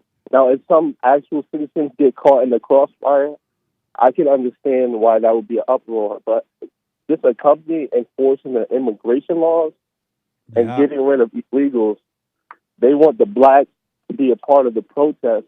I'm wondering, my question to you is, you say that black people are often used for evil. Yeah. Is this another one of those cases? Absolutely. I've noticed down through the years, the last 70 years, whenever corrupt groups come along, and it started with the so-called women's movement, they call on the blacks to be a part of it. Whenever abortion, they call on the blacks to be a part of it. The homosexual movement, lesbian movement, they call on the blacks. Now the Mexican thing, they always use the blacks for evil and never call on them for good. And unfortunately, the blacks have been falling for it because they have been made to, and not all, of course, but they have been made to believe that they're victims. So all these people who are promoting evil, they always use the blacks for that. But on this situation, I don't think the blacks are falling for it. They don't seem They don't seem to be falling for this illegal thing because at all. The blacks don't Not like the at all. Mexicans anyway. Yeah, and it's causing this huge division, especially under people my generation, Gen Z, and millennials. It's like this huge thing where people of color are one people, and this. And I knew you from an older time where it wasn't like that. What was it like when this whole people of color movement first started? And it's just insane, man. These are not my people. Right. Before the civil rights movement, blacks would have never gotten involved in corrupt movements. You could not use them in that way. It only changed once the blacks turned their lives over to the so-called civil rights people, and that's when they started to accept evil as good. But and so, are you saying that the Mexicans are upset that the blacks won't be a part of this mess? Yeah. Well, there's some blacks that are a part of this mess. Right. The brainwashed ones. Yeah. They probably on pot too, but them guys, the ones that aren't, like me, and a lot of us are, we're not involved in this. Like, right. These guys broke the law, and they're being dealt with. There's no actual injustices even happening. Absolutely, man. That's amazing. Yeah, I hear these people mad at the blacks because the blacks, for the most part, won't get involved in this. But the black people, especially that live in those areas, and the blacks and the Mexicans hate each other. The gang hate each other and everything, man. They don't like each other. Man, what was that like? Because in my generation, it seemed like that never existed, and Mexicans and blacks just got along since the beginning of time. Nope. They didn't then. They did not back then, and they don't now. That's for sure. Right. It's all fake. It's all a show. JAMEEL, thank you so much, man. Happy White History Month. One more quick thing. Yes, sir. Would you rather live amongst the Muslims that practice Sharia law, or would you rather live in the hood with the blacks?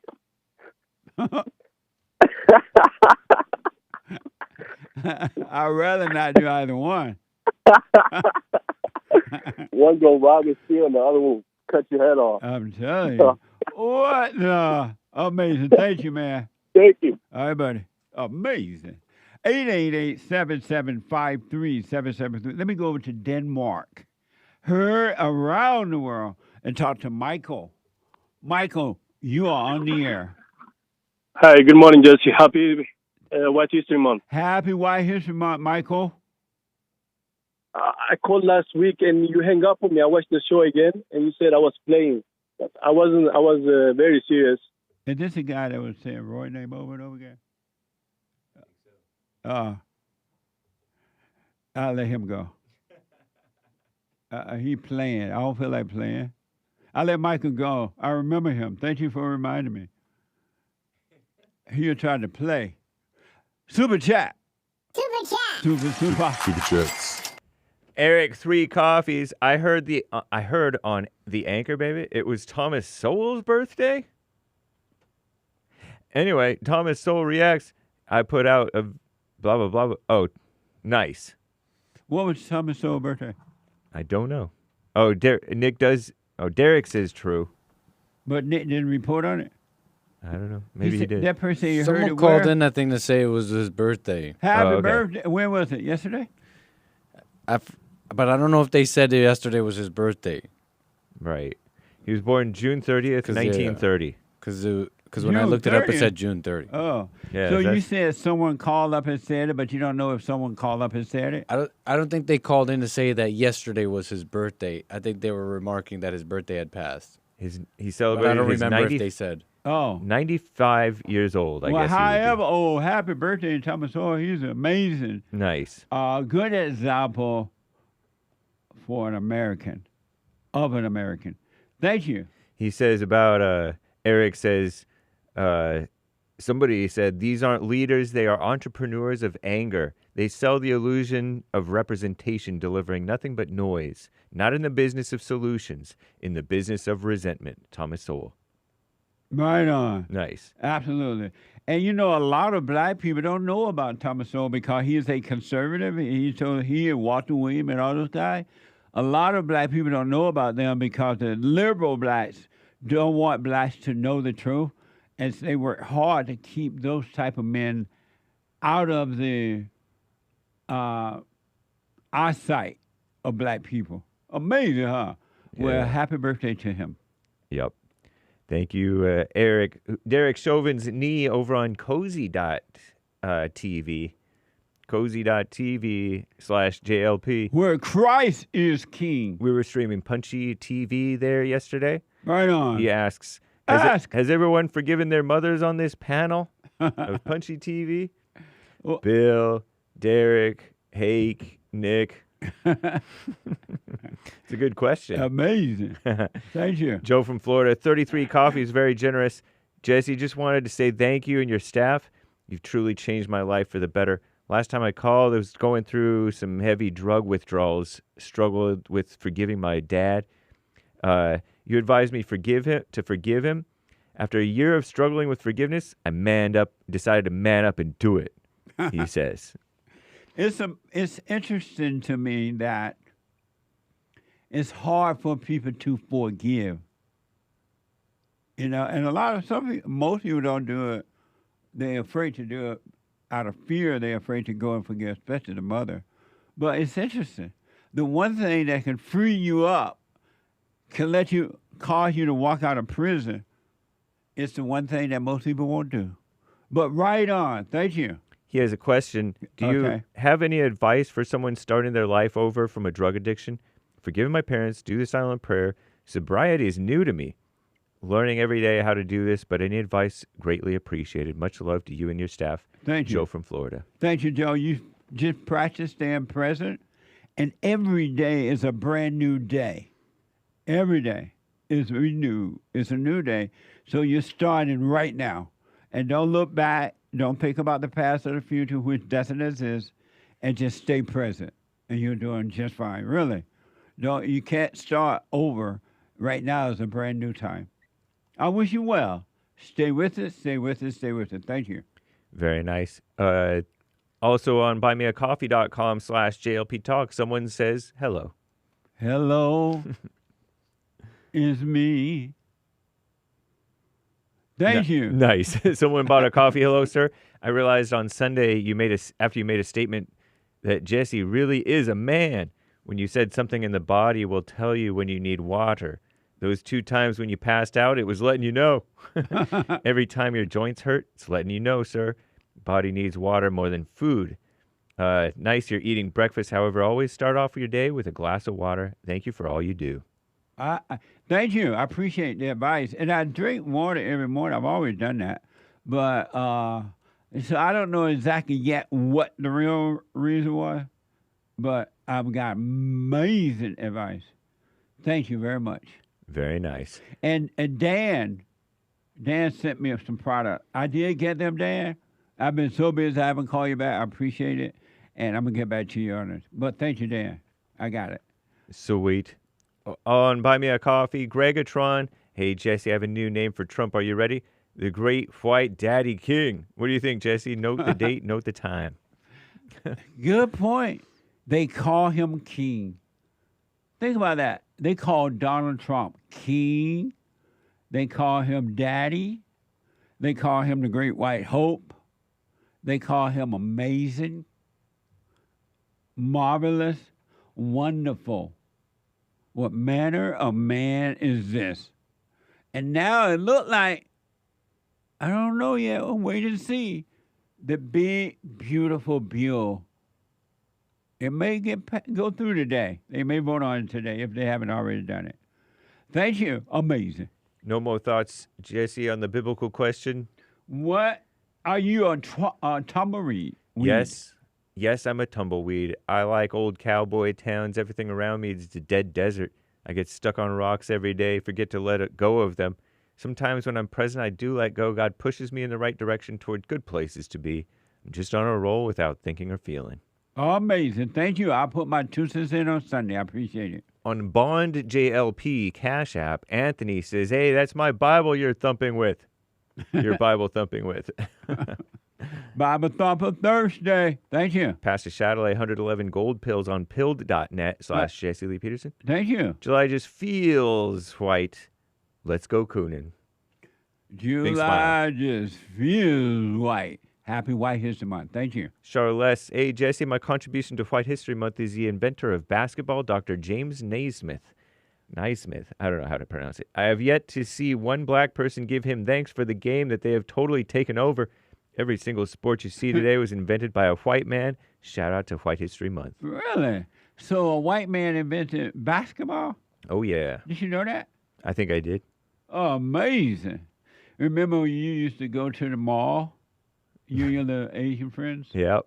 And when y'all see black people at the mall? Uh-huh. See black people, y'all say guilty. We did indeed. They just say guilty. They look at the blacks in the mall and say guilty. Terrible. Jermaine bought a coffee. Thank you for that white history moment, though. I didn't know that. That's the first time I ever heard that. Cool. White people invented basketball, and they can't jump. You don't know that. Anyway, Thank you. Jermaine answering the biblical question. Are you a tumbleweed? Jesus answered and said unto them, Verily, verily, I say unto thee, except a man be born again, he cannot enter the kingdom of God. Born of water and spirit cannot enter the kingdom of God. That is, which is born of the flesh is flesh, born of the spirit is spirit. The wind bloweth where it listeth, and thou hearest the sound thereof, but canst not tell whence it cometh and whither it goeth. So is everyone born of the Spirit, he says. And so is he a tumbleweed or not? He didn't answer the question. He says, I'm having a way to see because the me that is not me is conning just like a woman. So is he... I'm not sure. You didn't answer the question. Are you a tumbleweed? Make it clear and make it piffy. Thank you, Jermaine. Thank you, Jermaine. KOC says, if you're not late, you ain't black. There you go. Joe Biden. That's right. Amazing. I can't stop there. He's a subscriber on pilled.net. Right on. Thank you, KOC. Thank you, KOC. Huh? We'll read the rest later, guys. Oh, thank you. Yep. I want to go to Juan out of Florida. Juan, you're on the air. Great. Thank you for taking my call. It's Yes, awesome sir. talking to you, man. Thank you. Yes. You talked to me back in May about my mother, my grandmother, my Kooky family. Okay. Yes. And I talked to you about how my dad passed away by suicide. I know you said not to ask black people if they remember, but I know you remember. It definitely sounds familiar, for sure. Yes, sir. My grandmother told me when my dad took his life, it was like all his demons were gone. Okay? Like, just very depraved in nature. Let's see. Well, I wanted to call you back and expound on like how kooky my own mother is. Oh, okay. Can you hold for me? Let me take a break. Yes, sir. Hold on. I got to take a quick break. 1 more hour to go. Hate news is coming up now. The hate news, not the fake news. And when I come back, straight to the phone and more of your super chats. Back in a moment.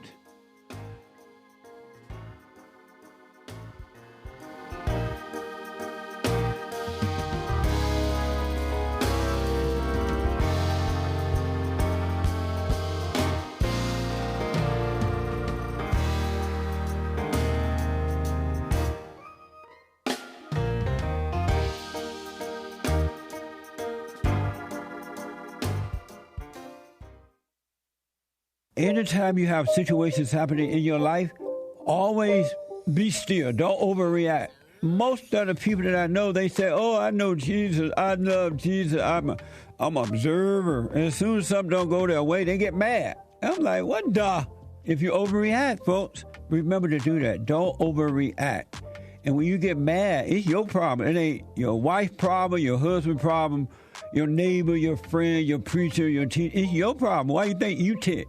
It didn't go your way or the way you think it should go. Don't have a way you think it should go. Let life just happen. Thoughts make you think that life should go the way you want it to go. And if it doesn't, if someone don't do or say or act the way you think they should act, you hate them. And then you blame them for being mad. It's the darndest thing I ever seen. But it's amazing to see it. So relax.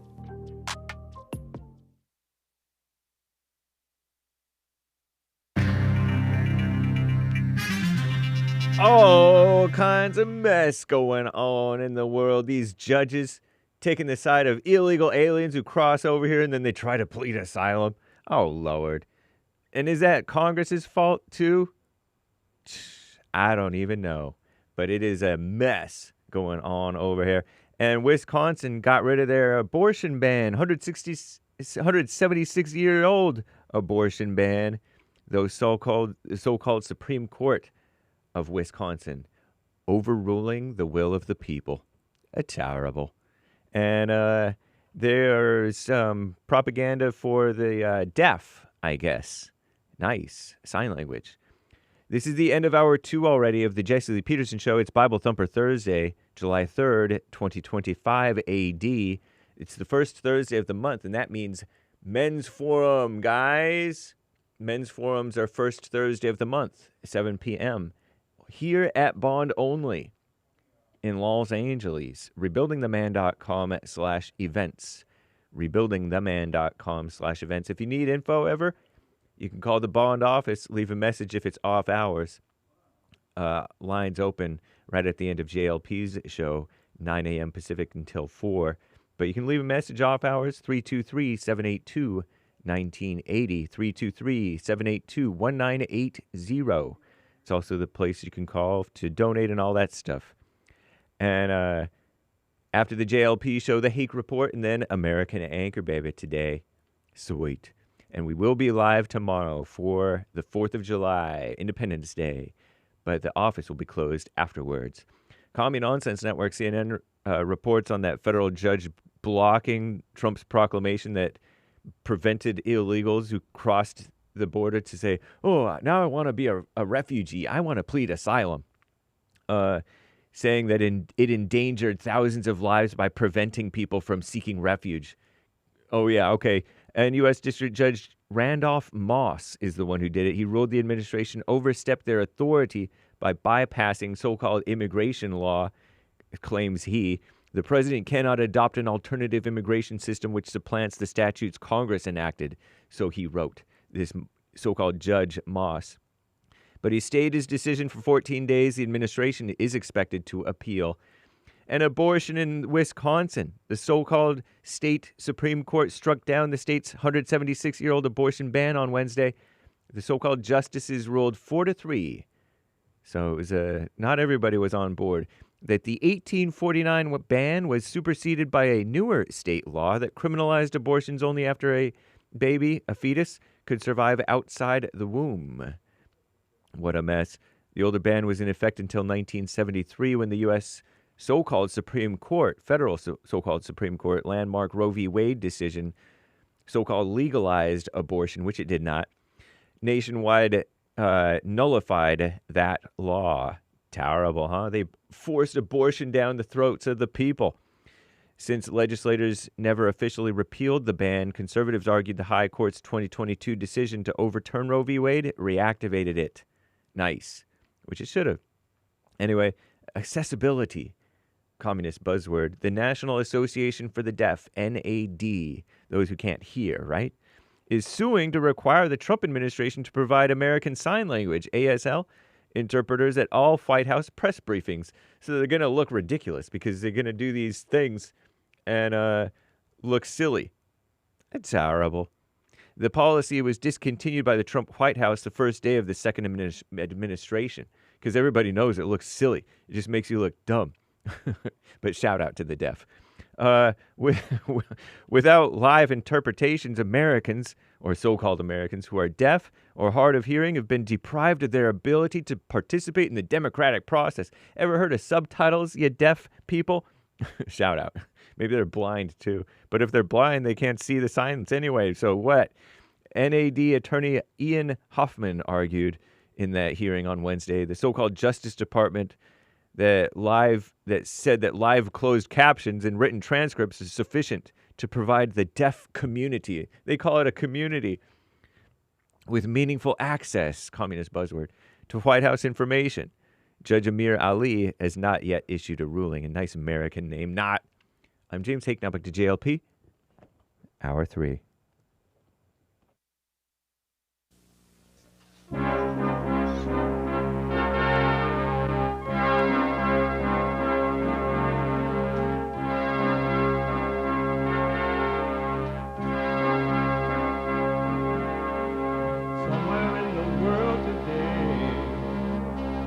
Got to stand up strong, face the truth about themselves, to understand what went wrong. I know we can find a way. we can find a way. I know we can find a way to stand up, stand up, stand up.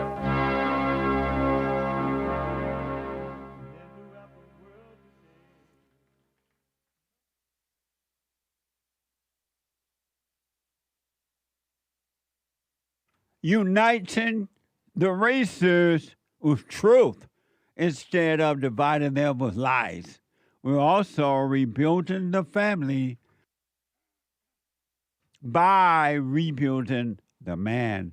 I'm JLP Peterson. Welcome to the third hour of the show today. You can get involved by calling 888-7753-773, 888-77-JESSE, Jesse, Jesse. And my biblical question, are you a tumbleweed? Are you a tumbleweed? We have every way that you can watch and support the show listed on JLPpeterson.com/show. And if you're running around and can't sit and watch the show right now, you got to take care of some other stuff, you still can listen if it's been made possible on your iPhone or iPad by calling the listen line on TalkStream Live at 605-615-4131. 605-615-4131. And to donate and have your comments read out loud, go to buymeacoffee.com/JLP Talk, buymeacoffee.com/JLP Talk, or Bond JLP Cash App. Bond JLP Cash App. Amazing. It's Thursday.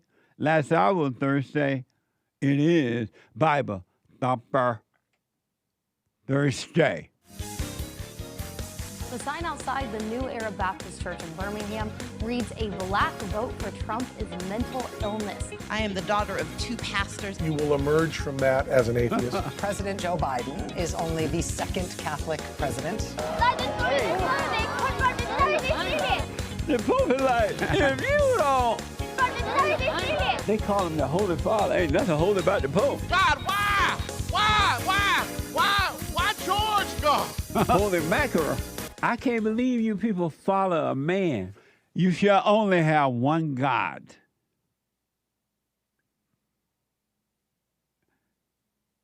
Anything else you make your God will control you and destroy you. Amazing. I want to go back to Juan out of Florida. I put him on hold there from the last hour. Juan, thanks for holding. You wanted to tell us about your mother. Yes. The last time I talked to you, you told me that all I have to do is face her in my fear. And I did that 5 years ago with a phone call. I was shaking like I've heard other people talking about. And I called her out on her kookiness, which was something I had to do to affirm the real me and to get away from the not me.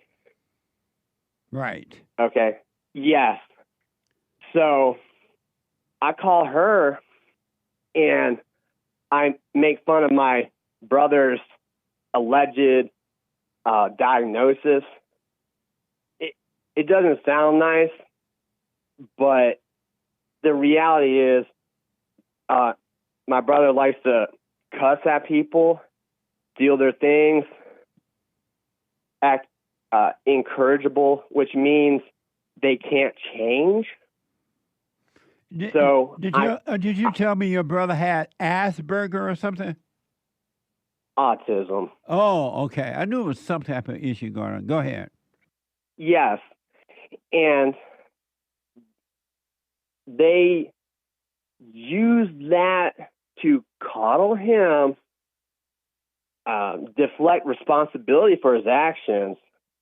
He would break something or hit me, and instead of correcting the situation, they would say he has autism, which isn't an address to any issue it like cause. I can get over it, but that's how it was whilst I was living with them. Right. And so, yes. So I call her, like she told me, oh, keep in touch, la-di-da. It's like, okay, yeah, we're going to keep in touch. So I call her nearing the end of the day. It's like kind of late at night. I was trying to catch her off guard. And I was just like, oh, so how many jugs of piss did he fill up today? Okay, because she'll let him do this weird stuff. And instead of immediately knowing that that's not weird, she says, I don't know. Yes. How old is your brother now? He is 34. And how old are you? 33. So I remember you telling us about your brother and what all that stuff you went through growing up there with him. Have you forgiven him? Yes, I do. I do forgive him, but I can't have him around me physically. Right, and you shouldn't. And have you forgiven? Thank you. And so now that you've forgiven your brother and your mother, how are Yeah. you doing? I am, I'm adapting to the pain. I'm growing to the pain because losing my father and having to juggle everybody socially was just awkward.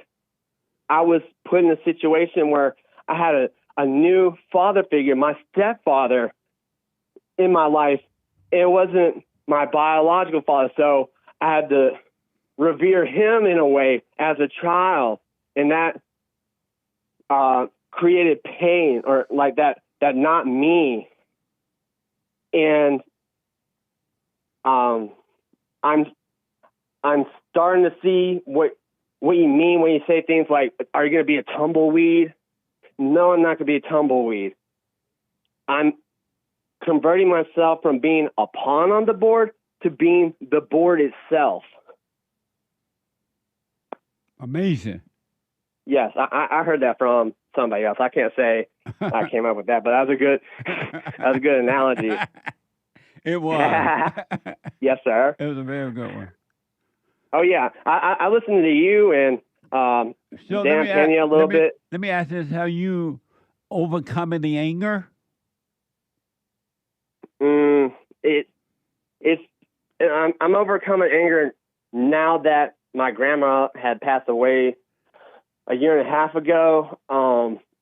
She would stoke my fire so bad through my brother, and I would call him, and he would say, "Oh, Grandma doesn't even know why you moved to the same city she's in. She'd wonder why you're even there." And so you said right now, how are you dealing with the pain? I am adapting to it. Meaning what? I know that everyone has feelings and ideas, and I'm not special in that regard, man. Yeah. Right on. You know? Yeah. Like, I want to be a man, and that's what I'm going to be. Right on.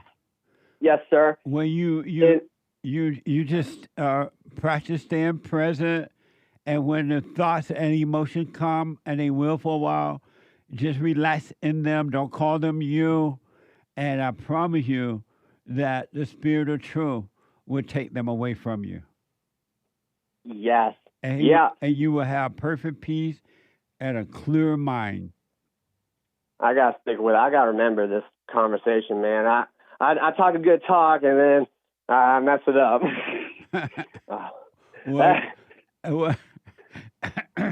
Well, you remember to stay present instead of lost in your head, thinking about the past or the future, which doesn't exist. It's an illusion. So practice staying present, and then life will work for you. It will just naturally happen for you. You don't have to do anything. Yes, sir. All right? Yes, sir. Okay. It's good to hear from you. Thank you. All right. One last thing. I drew a mean caricature of my brother recently, and I mailed it to my mom. Yeah, like a little cartoon. I was like, man, F this. I was like, they can handle that. All right. But don't be mad, and you'll be fine, all right? Okay. All right. All right, thank you. Yeah, because of time. Have a good day. You too, buddy. Because of time. Let me go to Ron out of Texas. Ron, you are on the air. Hey, Uncle Jesse, how you doing? All is well, Ron. Yeah, I just want to do a little Bible thumping and Bible Thumper Thursday. Happy White History Month, Ron. Yes, sir. Yes, sir. In the Revelations 22 and 16, Jesus said he's the bright morning star. Do you know what he means by that? Yeah. What? What do you think he means? I asked you, Jesse, but I'll go ahead and tell you what it actually means. What do you think you believe it means? Unfortunately, the bright morning star is the name of Lucifer. You could easily look it up. And you could also refer to Isaiah 14 and 12. But what that have to do with Jesus? They did call Jesus the bright morning star because he is the light. And then at one time, before Satan decided he wanted to be his own God, he was a bright light as well. And anyone who returned to the Father will become a bright light. So I don't understand what you're trying to, what point? How is that unfortunate? Well, unfortunately, he says he's Lucifer. He didn't say Jesus was Lucifer. Yeah, he said he's a bright morning star. He didn't say Jesus was Lucifer. No, Jesus said he's a bright morning star, which means But how is that unfortunate Lucifer. for Jesus? It's unfortunate for the people that believe in Jesus. How is that? Because you are worshiping Lucifer. How is that? Isaiah 14 and 12. How is it that you're worshiping Lucifer and Jesus? No, Jesus is Lucifer. You worshiping? You think you're worshiping Jesus? How did you worshiping Lucifer because? How did you read in Revelation talk about the light of Jesus, right? And then in another verse, another chapter where it's somewhere else, they talk about how Satan was the light too at one time. How do you call that Jesus? Well, Jesus himself said he's the. Your words are not even going together, Jesse. Jesus read the Bible? Said he's the bright and morning star. You read the black Hebrew Bible thing, right? Everybody, go to your Googles and put in. Right. I'm going to let you talk. Just one thing, You're not going to let me Go talk. ahead. Right. Yes, sir. You got it. read that black Hebrew Bible thing, right? No, it's KJV. Huh? It's the King James Version. Well, you like a black Israelite person? Go to Revelations 22 and 16. Right. Are you like the black Israelite person? Yes, sir. Oh, okay. Well, go ahead. You can go to Isaiah 14 and 12. Okay. And so it makes sense to also you. Go straight to your Googles. Let me say this. Go straight to your Googles and put in, is Jesus Lucifer? No, is the morning star Lucifer? and it's going to tell you yes, and it's going to explain it. And you believe it. Yes. What's your point? What's your point in trying to prove that Jesus is not Jesus? What's your point in that? Why are you trying to? Hold on, I'm asking. Hold on. Why are you so desperately trying to convince people that Jesus is not the Son of God? Because as soon as we get back to worshiping God and God only, the Creator only, this world would be a better place. And what will make it better? Because we are worse. Because we're not committing idolatry. And how have you gotten better in believing that Jesus is not the Son of God, he's Lucifer, and all that stuff you say? How has that made you better? Well, we discussed all this before, Jesse. It got rid of the turmoil within. How has it made you better, Ron? I just told you, it got rid of the turmoil within. Meaning what? Meaning the inner struggles that I had when I was worshiping Jesus and thinking I was worshiping God. And what were your inner struggles that you don't have now? Well, it's personal. What? It's personal. It's personal? Can't tell you everything. You said it's personal? Yeah. Oh, okay. But it's so it helped you in believing that Jesus is not the Son, but he's Lucifer. That helped you to get rid of your inner personal issues. Yeah, because you're worshiping God and God only. And that makes sense to you? Yes, because God said worship him only. He didn't say So worship his Son. when Revelation says Jesus is the bright and morning star, Satan told you that means Jesus was Satan. No, I looked it up. Right? You looked it up and on Google? Are you saying you looked it up on Google? Yeah. And so you on believe Google. that because you read that on Google? Well, also Isaiah 14 and 12. Hold on. And you believe that because you read it on Google? 100%. Okay. Thank you, Ron. And you Isaiah 14 and 12 will tell you that Lucifer is the morning star. Right on. Thank you, buddy. All right. Okay. Amazing. Ted, there's a line open post, 888-7753-773. Ted on out of Texas. Ted, you're on the air. Hi, Jesse. I spoke to you last week. I wanted to... Can you hear me all right? Yes, sir. I'm standing in the wind a little bit. No, you're fine. I wanted to touch on something you'd mentioned at the beginning of the show, that in the illusory life you are a slave, but in reality you are free. Right. And I wanted to mention, in my reality, I am a slave of sorts, but I'm a slave to Christ. I'm a slave to God. And the book of John mentions several times, a servant cannot be more than his master. A servant cannot serve two masters. And the actual word for servant is the Greek word for slave or bondman, like a butler or something. And I wanted to see what your thoughts on that were. And how are you a slave to? You said a slave to whom? To Christ, to God. And how? So are you a slave to Christ or are you a slave to God? Slave to God. And how are you a slave to God? Well, I try through all my deeds and actions and thoughts to serve him and glorify him and make choices that God himself would want me to make. You know what I mean? And so in all things that I try to interact with the world is to be in service to God. And how are you a slave to God? Because that's who I serve. I identify him as my master. I don't serve anybody else but him. So I'm in service to him ever since I've been baptized. And so you've been a slave to God ever since you were baptized? Yes. And you said that What did you say about God and your thoughts?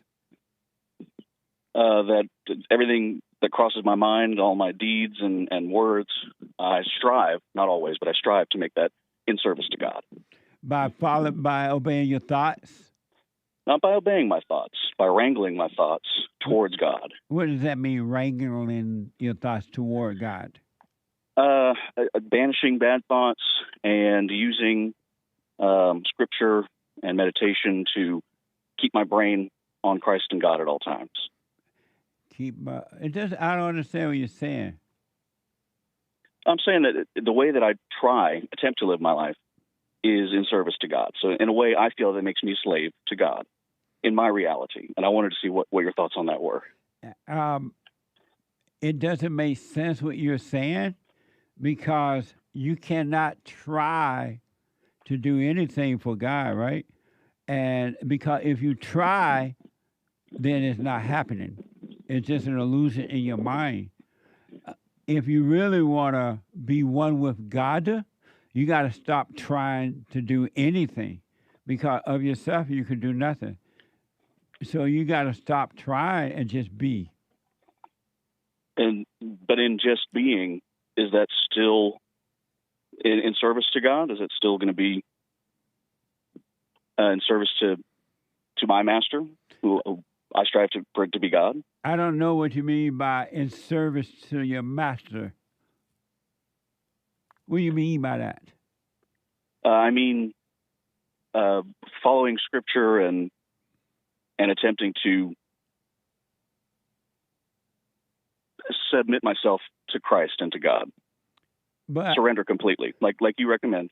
Yeah. Surrendering completely, stop fighting, stop trying. Submission, isn't that a form of slavery? But you can't follow scriptures.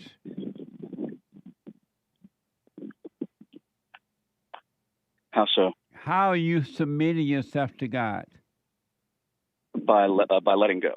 Letting go of what? Letting go of everything. And how everything, like what, for example? Give me an example what you mean by everything. Letting go of anger, of emotions, of the past, resentments, of concerns for the future, and submitting yourself completely to God through Christ. Have you dropped your anger? I'm trying. I am trying. Have you dropped your anger? No, not completely. And why not? Probably because of my upbringing. But how are you a slave to God, and you are a slave to evil? Correct, and that's what I'm saying. You can't serve two masters. And so but how in the you end, you do still have to serve somebody. So you're serving Satan. Well, yeah, you can't serve two masters. So you're serving Satan. I'm asking. By nature of being human, yes. Are you serving Satan? Yes, through my bodily form, yes. Are you serving Satan? Yes. And so if you're serving Satan, how are you a slave to God? Well, my question is really more pointed towards, you say that you are free in the reality that's ideal, right? Wouldn't it be you would still be a slave to God in a good way? I don't understand that question, so it's difficult. But how are you a slave to God and serve Satan? How are you that? You cannot. So that's you said you cannot. But you do, in the end, you have to serve you're somebody. You said you're a slave to God, right? I try. But did you say you're a slave to God? No, you asked if I was a slave to Satan, and I said yes, because of my bodily form, because of how I am. So you're not a slave to God, am I right? Not yet. Oh, okay. But why don't you drop your anger? Isn't that what we should strive for? No. Is service to God. You shouldn't strive for anything. Okay. Why haven't you dropped your anger? Probably because of the way I was raised. But no, that's not a reason to stay that way. Have you forgiven your mother? Yes, and my father. And you told them? Yes, in person. And I don't know if they cared, but... What do you mean by that? Well, my mom's a terrible alcoholic. And you, when you went to her, what happened? Some fighting, a lot of anger. You fought with her when you went to forgive her? No, I was defending. I'm sorry? I was defending myself, you know. How did you defend yourself? With forgiveness, I suppose. Telling her that, you know, I know that she's evil and the things that she did weren't her. And she didn't like that. Oh, I see.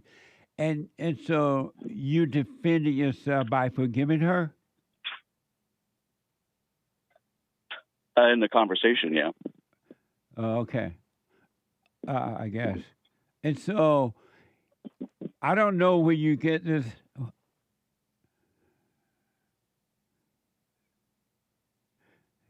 Get what? When you say, did you say you were abandoned?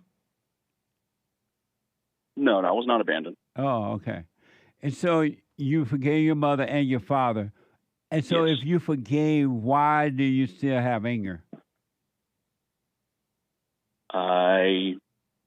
Maybe I haven't properly examined my real forgiveness. I'm not sure. Okay. Do you want to drop the anger? Naturally, yes. Stop identifying with it. Are you doing the silent prayer? Almost every day, yes. Why not all the time? The worldly concerns. I'm sorry?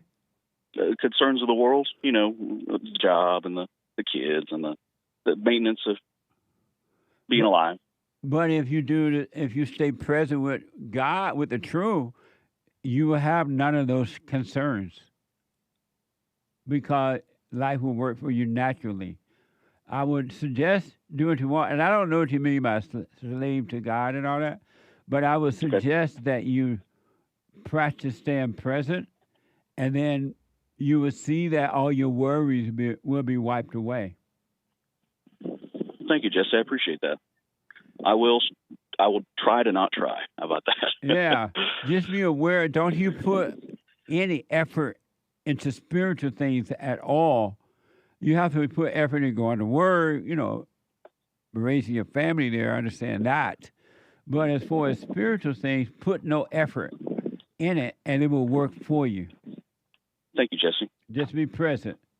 I do appreciate our conversations. Happy White History Month. You too, buddy. Happy White History Month. 888, by now, 888-77-53773. Let me go to Pennsylvania and talk to a first-time caller, KAYLA. KAYLA, you are on the air. How you doing, Jesse? All is well, sir. Happy White History Month. Yeah. Congratulations on White History Month. Right on. I feel you love bad white bringing people? Yeah, I put it this way: I don't hate anyone. Do you love white people? Sure. Go ahead. It's been rambling around my head for a long time, and I come from a religious family, and I even feel bad bringing this up because it's going to help people put doubt in their minds about God. And I understand your forgiveness, forgive your mother and father. And I never understood that because they're as guilty as me. They didn't get a choice to be here. Adam and Eve committed the crime. We didn't. So why are we suffering? Because if God would have asked me, do you want to be plopped down on this earth with animals that'll kill you, insects, then you got to worry about your fellow man betraying you and everything else. And then you're a slave to the country that you live in. You can't own anything. I would have said, heck no. I know what you mean. Hold on for me. Can you hold for a minute? Sure. Hold on. I know what he means. Really. Back in a moment. Anytime the chest is now open on D Live and stretch off on something. Back in a moment. Phil.net. Back in a moment. I love Jesus. I'm an observer. And as soon as something don't go their way, they get mad. I'm like, what the? If you overreact, folks, remember to do that. Don't overreact. And when you get mad, it's your problem. It ain't your wife's problem, your husband's problem. your neighbor, your friend, your preacher, your teacher. It's your problem. Why you think it didn't go your way or the way you think it should go? Don't have a way you think it should go. Remember the black lady? Let life just happen. Thoughts make you think that life should go the way you want it to go. And if it doesn't, if someone don't do or say or act the way you think they should act, you hate them. And then you blame them for being mad. It's the darndest thing I ever seen. But it's amazing to see it. So relax.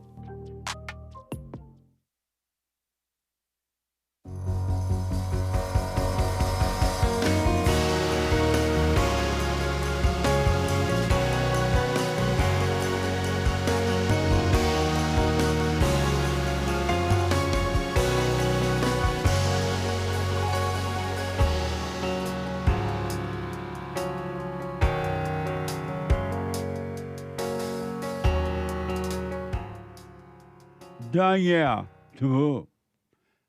I got the book. Thank you. I got it.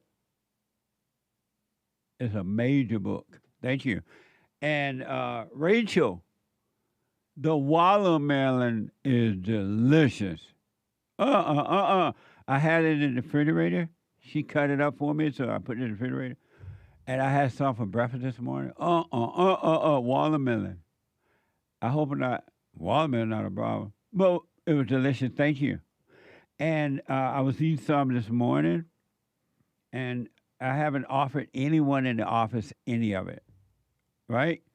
So I'm eating it this morning, and Derrick, he black. He was like, you eating watermelon? And like, yeah, it's good too.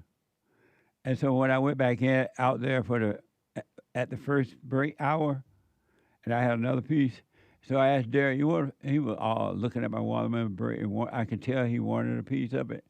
So I'm like, you want some watermelon, man? Yeah. And he was eating it. It was so good. I was like, I knew you were jealous. Thank you for the watermelon. It's so good. And Danielle, thank you for the book. It's amazing. All right? I thank all of you for the support. It's amazing. The Hake Report is coming up at 9 a.m. this morning, thehakereport.com, and then the American Anchor Baby. The American Anchor Baby at 11 a.m. Pacific time. Men's Forum tonight. Men's Forum tonight at 7 p.m. It's the first Thursday of the month. And ladies, get ready for the Ladies Forum on the third Thursday night of the month. They are amazing, too. Support our fundraising effort we have. We got to raise up to $50,000 or more to get us through the summer while y'all on vacation. So make a donation. Help us to help us. I do appreciate it. RebuildingTheMan.com/donate. RebuildingTheMan.com/donate.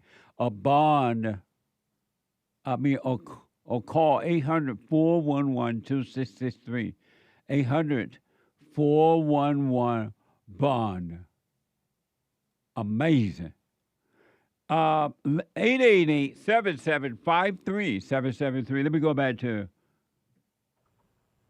who was I talking to? Caleb, first-time caller out of Pennsylvania. Caleb, thanks for holding. Yeah, no problem. I understand. You know, maybe ahead. I'm overthinking everything, and, you know, it's just one of them things, you know, I don't know. Am I crazy? You know. I remember, I can relate to what you're saying because I remember when I first heard when I was young, and I heard that we were all sinners, right? Yeah. And then I used to say out loud and to myself, how am I a sinner? I don't ever remember volunteering to be a sinner. Yeah, exactly. I don't know. Like I said, maybe I'm overthinking things. I'm like, I never volunteered to be a sinner. How did I become a sinner? You know what I mean? And so I understand how you're thinking. I understand where you're coming from. Now, don't get me wrong. I love God. I love Jesus. You know, it totally makes sense. And just a little story quick. I had a guy come into my shop one time, and we were talking about God, and he goes, Cal, he goes, don't overthink things. He goes, Bible means basic instructions before leaving Earth. He goes, just what's right, what's wrong, and how to treat people. And I just kind of stuck with that, I guess, and try and worship as much as I can, and when be a you good say man. You love God and Jesus, right? You say you love them? Yes. And how do you know you love them? Well, they created me. I mean, I'm thankful. I mean, I'm not thankful for what I got to see and go through in life, but everyone else is too. So, I don't know. You tell me. I just feel like I love him like a parent almost. Like he created me, us, everyone. And so, how do you know you love him? Well, I guess I really don't. Maybe I'm assuming I do. Why are you changing your mind? That's another question. See, there so many things can come into question that it just, it gets confusing. So why do you say you love them both and you don't know for sure that you do? Well, I was brought up to, so maybe it's just a natural thing that I'm saying it, but I do understand what Jesus went through. I mean, me personally, if I was standing there watching someone torture someone like that, I wouldn't have stood by. But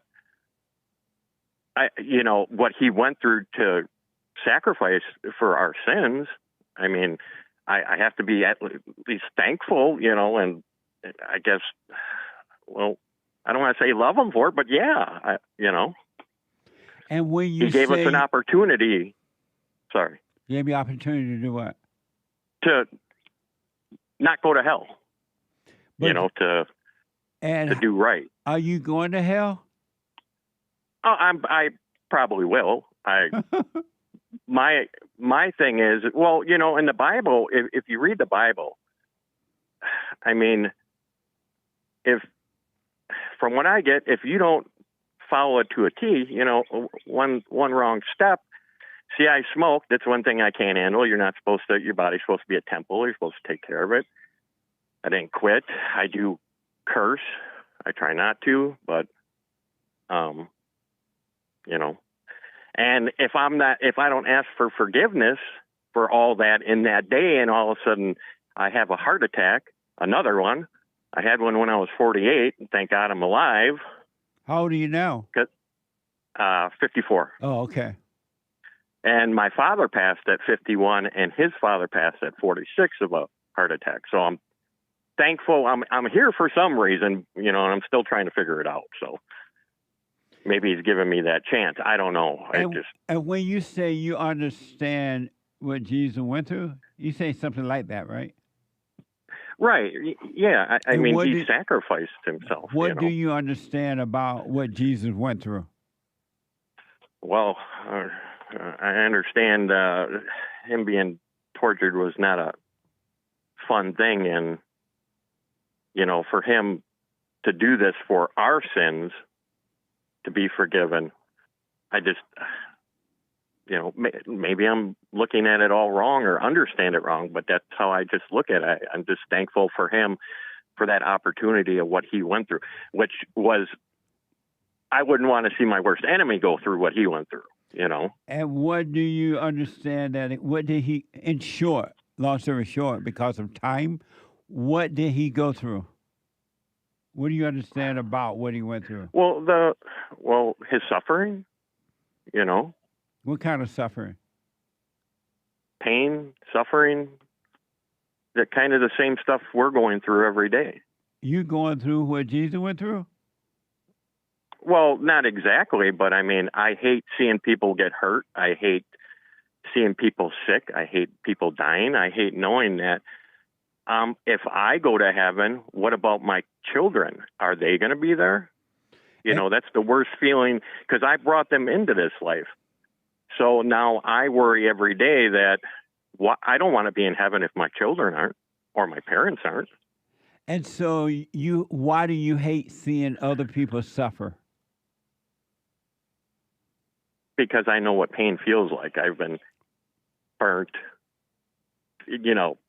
toothaches, most of the pains that you can get out there, breaking bones, stuff like that. It's not fun, so it kind of, I know I listen to your shows and I know you're not supposed to worry about everyone else and this and that, but maybe I just have too big of a heart and I care too much.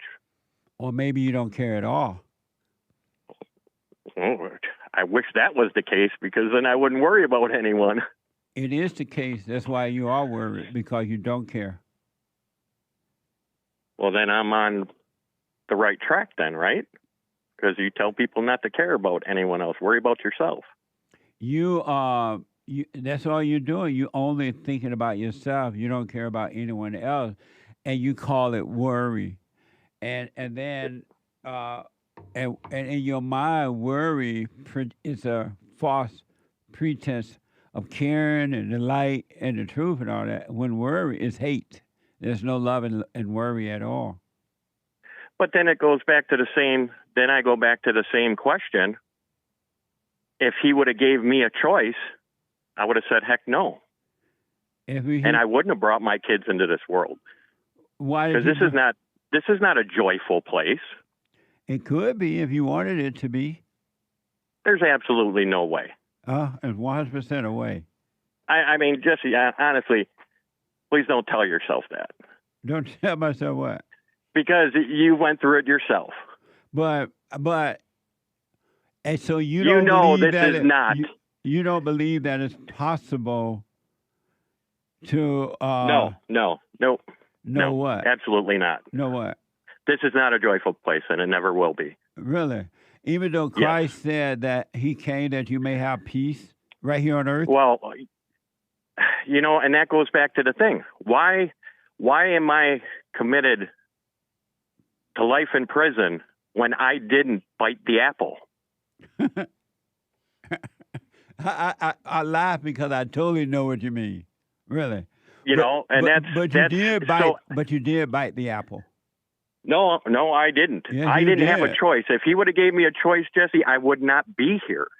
But I was forcefully put here, and now I got to watch my loved ones die, suffer from cancer, heart attacks, accidents, and that's just my family members.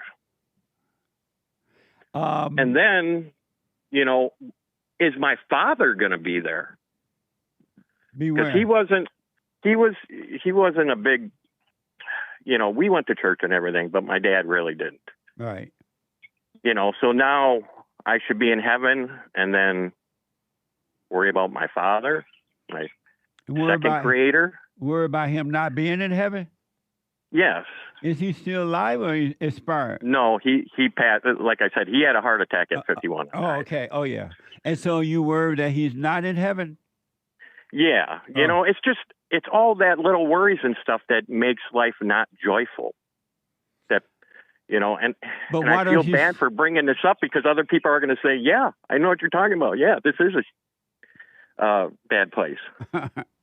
But so you don't believe you can have perfect peace right here on earth?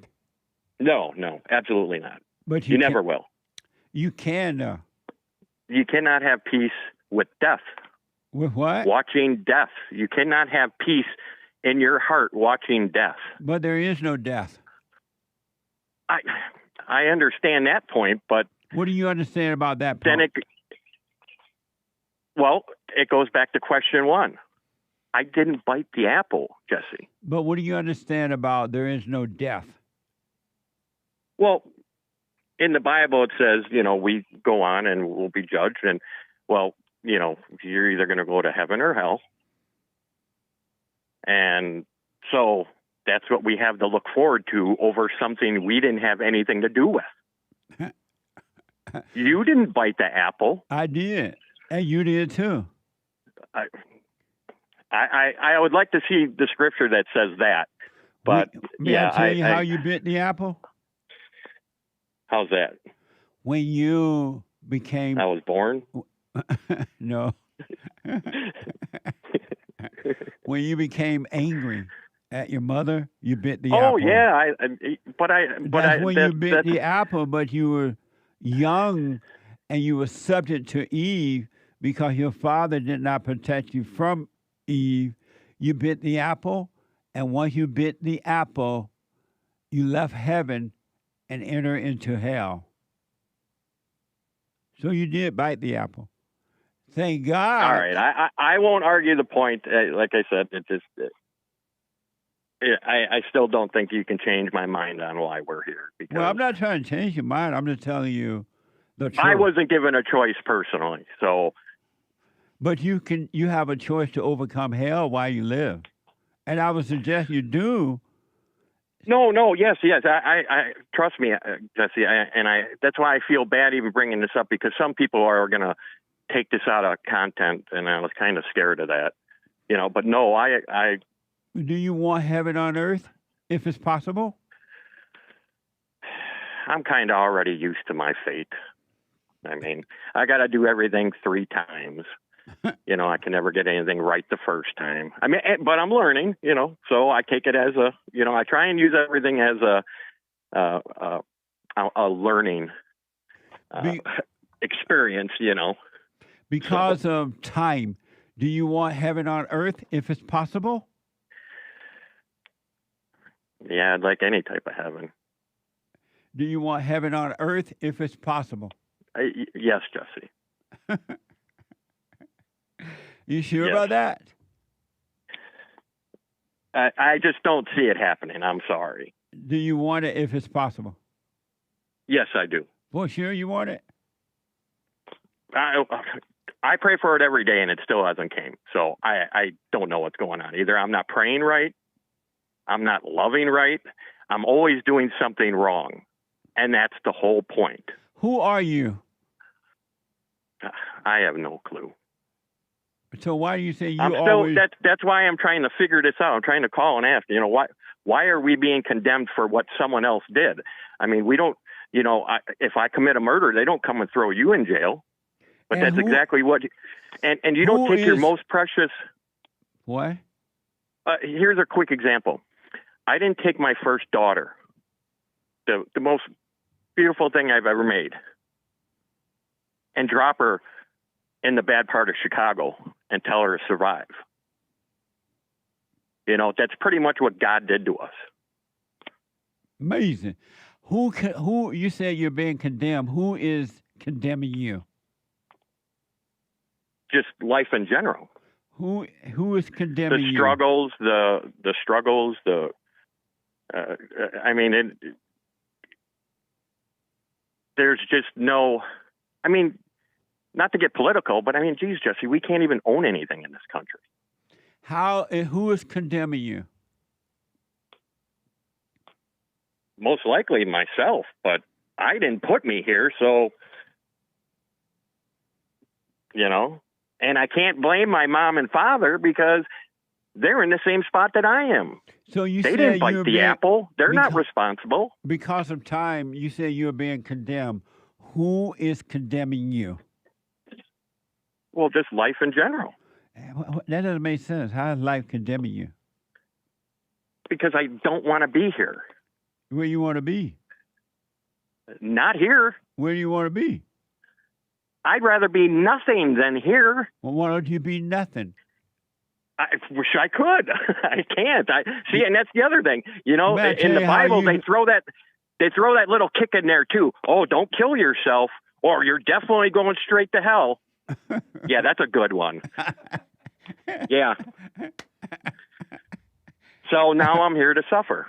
So I guess I just suffer. To me, Jesse, this is my hell. And I know there's other people out there that feel the same way. Yeah, of course. I'm not blaming it on God. I'm not blaming it on Jesus. They tried to do what they can, and I don't know. Long story short, because of time. Yeah, no problem. So if it's possible to have perfect peace on earth, you want it? Yes, I do. Drop your anger and let your ego die. I will definitely try, Jesse. You must be born again. You, in all I thought I honesty, was. in all honesty, the real you is not suffering. You're not being condemned. The real you have perfect peace, and you have never done anything wrong. You're not guilty. You're not a sinner nor a saint. The real you is free, but you just don't know who that is. You identify with the false you. Yeah, you're right. But I mean, it's real quick. It's just one of them things that you kind of, once you're used to it, you just assume that it is what it is. Well, why you keep assuming that you are your ego? Yeah, that I need to work on. Why you keep assuming that? Jesse, if I had the answer, I wouldn't have called you. Did you go and forgive your mother? No, I'll never do that stuff. Nothing against you. I'm not into forgiving anyone but God himself. So what do you need to forgive God for? Because he put me here.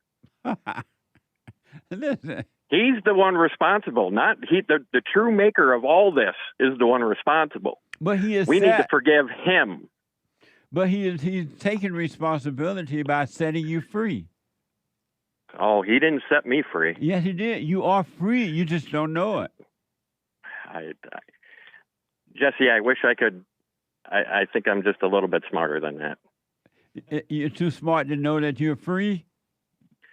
I'm too smart to know what I'm living and what I read, and that probably most of it is a hoax. Are you too smart to know that you're free? Probably. Are you? Because if this what free is, I don't ever want it again. If what is what free is? If life is what free is, I don't want it. But you're not living life yet. Whatever you want to call this, I don't want it. Then if you don't want it, drop it. I can't. Yes, the Bible says you can't. Yes, you can. You can't kill yourself or you'll go right to hell. I'm not talking about killing yourself. I'm talking about... Well, that's the only way I'm going to get rid of this life. But I wouldn't take that risk. What makes you think that you're going to get rid of it if you die this way? Yeah, I don't. Who knows? I could come back. I mean, we're all taking a gamble. You're not coming back. I hope not. I pray that I don't. Your name is Caleb? Caleb? Caleb. Caleb. Yes. If you want to be from the free, Bible. man, you can. I understand what you're saying. I understand your confusion. But if you want to be free, you got to see that you're wrong for being angry. Anger is evil. You got to forgive. And once you forgive the truth, God will forgive you and make you free. I will work on it, Jesse. I promise you that. And you can have... What? I love your show, and I'll keep listening, and I'm sure I'll call you back with more questions. I know you're short on time. Yeah. I really appreciate you taking my call and my ignorance. So you're welcome. Call me again. Okay, thanks, Jesse. All right, buddy. Yeah. Thank you. Amazing. Super chat. Super chats. Uncle Ruckus says, remember when Mountain Dew, owned by BlackRock, he says, was predicting tragedies like Maui Burst, Baja Blast, Blackout? Completely forgot about Flavor Liberty Chill. The can's paint job says it all, he says. Amazing. Thank you. Not familiar with that one. Yeah. Linya and Chin, Christ came so we POC, people of color, would stand aside and observe God's grace through the power of silent prayer, and we see white baby engineers building giant robots. Amazing. Thank you. I love such and such water. Has anyone ever heard of such and such water, the drinkable bottled water? No. Thank you. Amazing. For Thank the you. support. Yeah. Pastor Chatelet gifted 5 subscriptions over on the Rumble channel. Thank you, sir. Amazing. Thank you. Eric, 5 coffees. Pleasure doesn't relieve pain. It just helps you forget what's wrong with you. It's a sin to forget what's wrong with you. It's a sin to forget who you are, he says. Thank you. Amazing. Julie from Connecticut, Eric's wife. Hey, Judy. I'd like to acknowledge Frank Sinatra. Regrets, I've had a few. But then again, too few to mention. I did what I had to do. I saw it through without exemption. I planned each charted course, each careful step along the byway, and much more than this. I did it my way. Did it my way. Amazing. Thank you. Very fun. Thank you for your contribution to White History Month. July's White History. Thank you. That's right. Thank you, Julie. Depressed Toilet, happy White History, Jesse and crew. White Punch. Thank you. Happy White History to you. Cool sunglasses. Linya and Chin, Jesse, what's wrong with you? A rapper is not a man, but a mummified mess. Diddy is extra mummified, sexual. No victory for men if convicted or not, he says. Amazing. Thank you. Amazing. Belushi gifted the Kooky multiple times, white chocolate chip. Amazing. That's over on pill.net. White History Month. Thank you. Pastor Chatelet also gifted 111 gold pills. July just feels white. Let's go, Conan. I think I read that one. July just feels white. Happy White History Month. Crack that whip. Hello, friends. Over Hello. on Pilled. Hello. How are you? Thank you. Jesse Jackson's wife's boyfriend, 5 coffees. I disavow. Happy White History Month. Cannot wait for 4th of July. Supper with all the fixins. I'm sure Big Mama Michelle Obama didn't eat up all the ribs. I sure hope she doesn't eat up all the ribs, Amazing. Thank you. Happy 4th of July. Eric, a woman can only stab my pillows or hit me if I allow her to. Men who stay in these situations need to realize it's their fault for being there. If they said your behavior is unacceptable, I won't be tolerated, then she can only obey or the relationship is over. No options. You better observe the signs. Amazing. Thank you. Women remain combative when they believe there are other options. I am out of time. We'll have to read the rest later, guys. Thank y'all. Amazing. The Hake Report is coming up. Thank you all. The Hake Report is coming up now. And then after the Hake, the American Anchor Baby. Men's Forum tonight at 7 p.m. Rick out of Virginia. Ahmad, a first-time call out of Florida.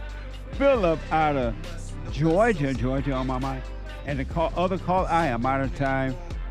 Drop your anger by forgiving and be free. I love, what's the name of the watermelon lady? Rachel. Rachel. Thank you for the watermelon. And then Danielle, thank you for the book. It's amazing. I appreciate all the help I've been getting from everyone. Thank you all. Tomorrow is Open Line Friday / Black Friday. Bye.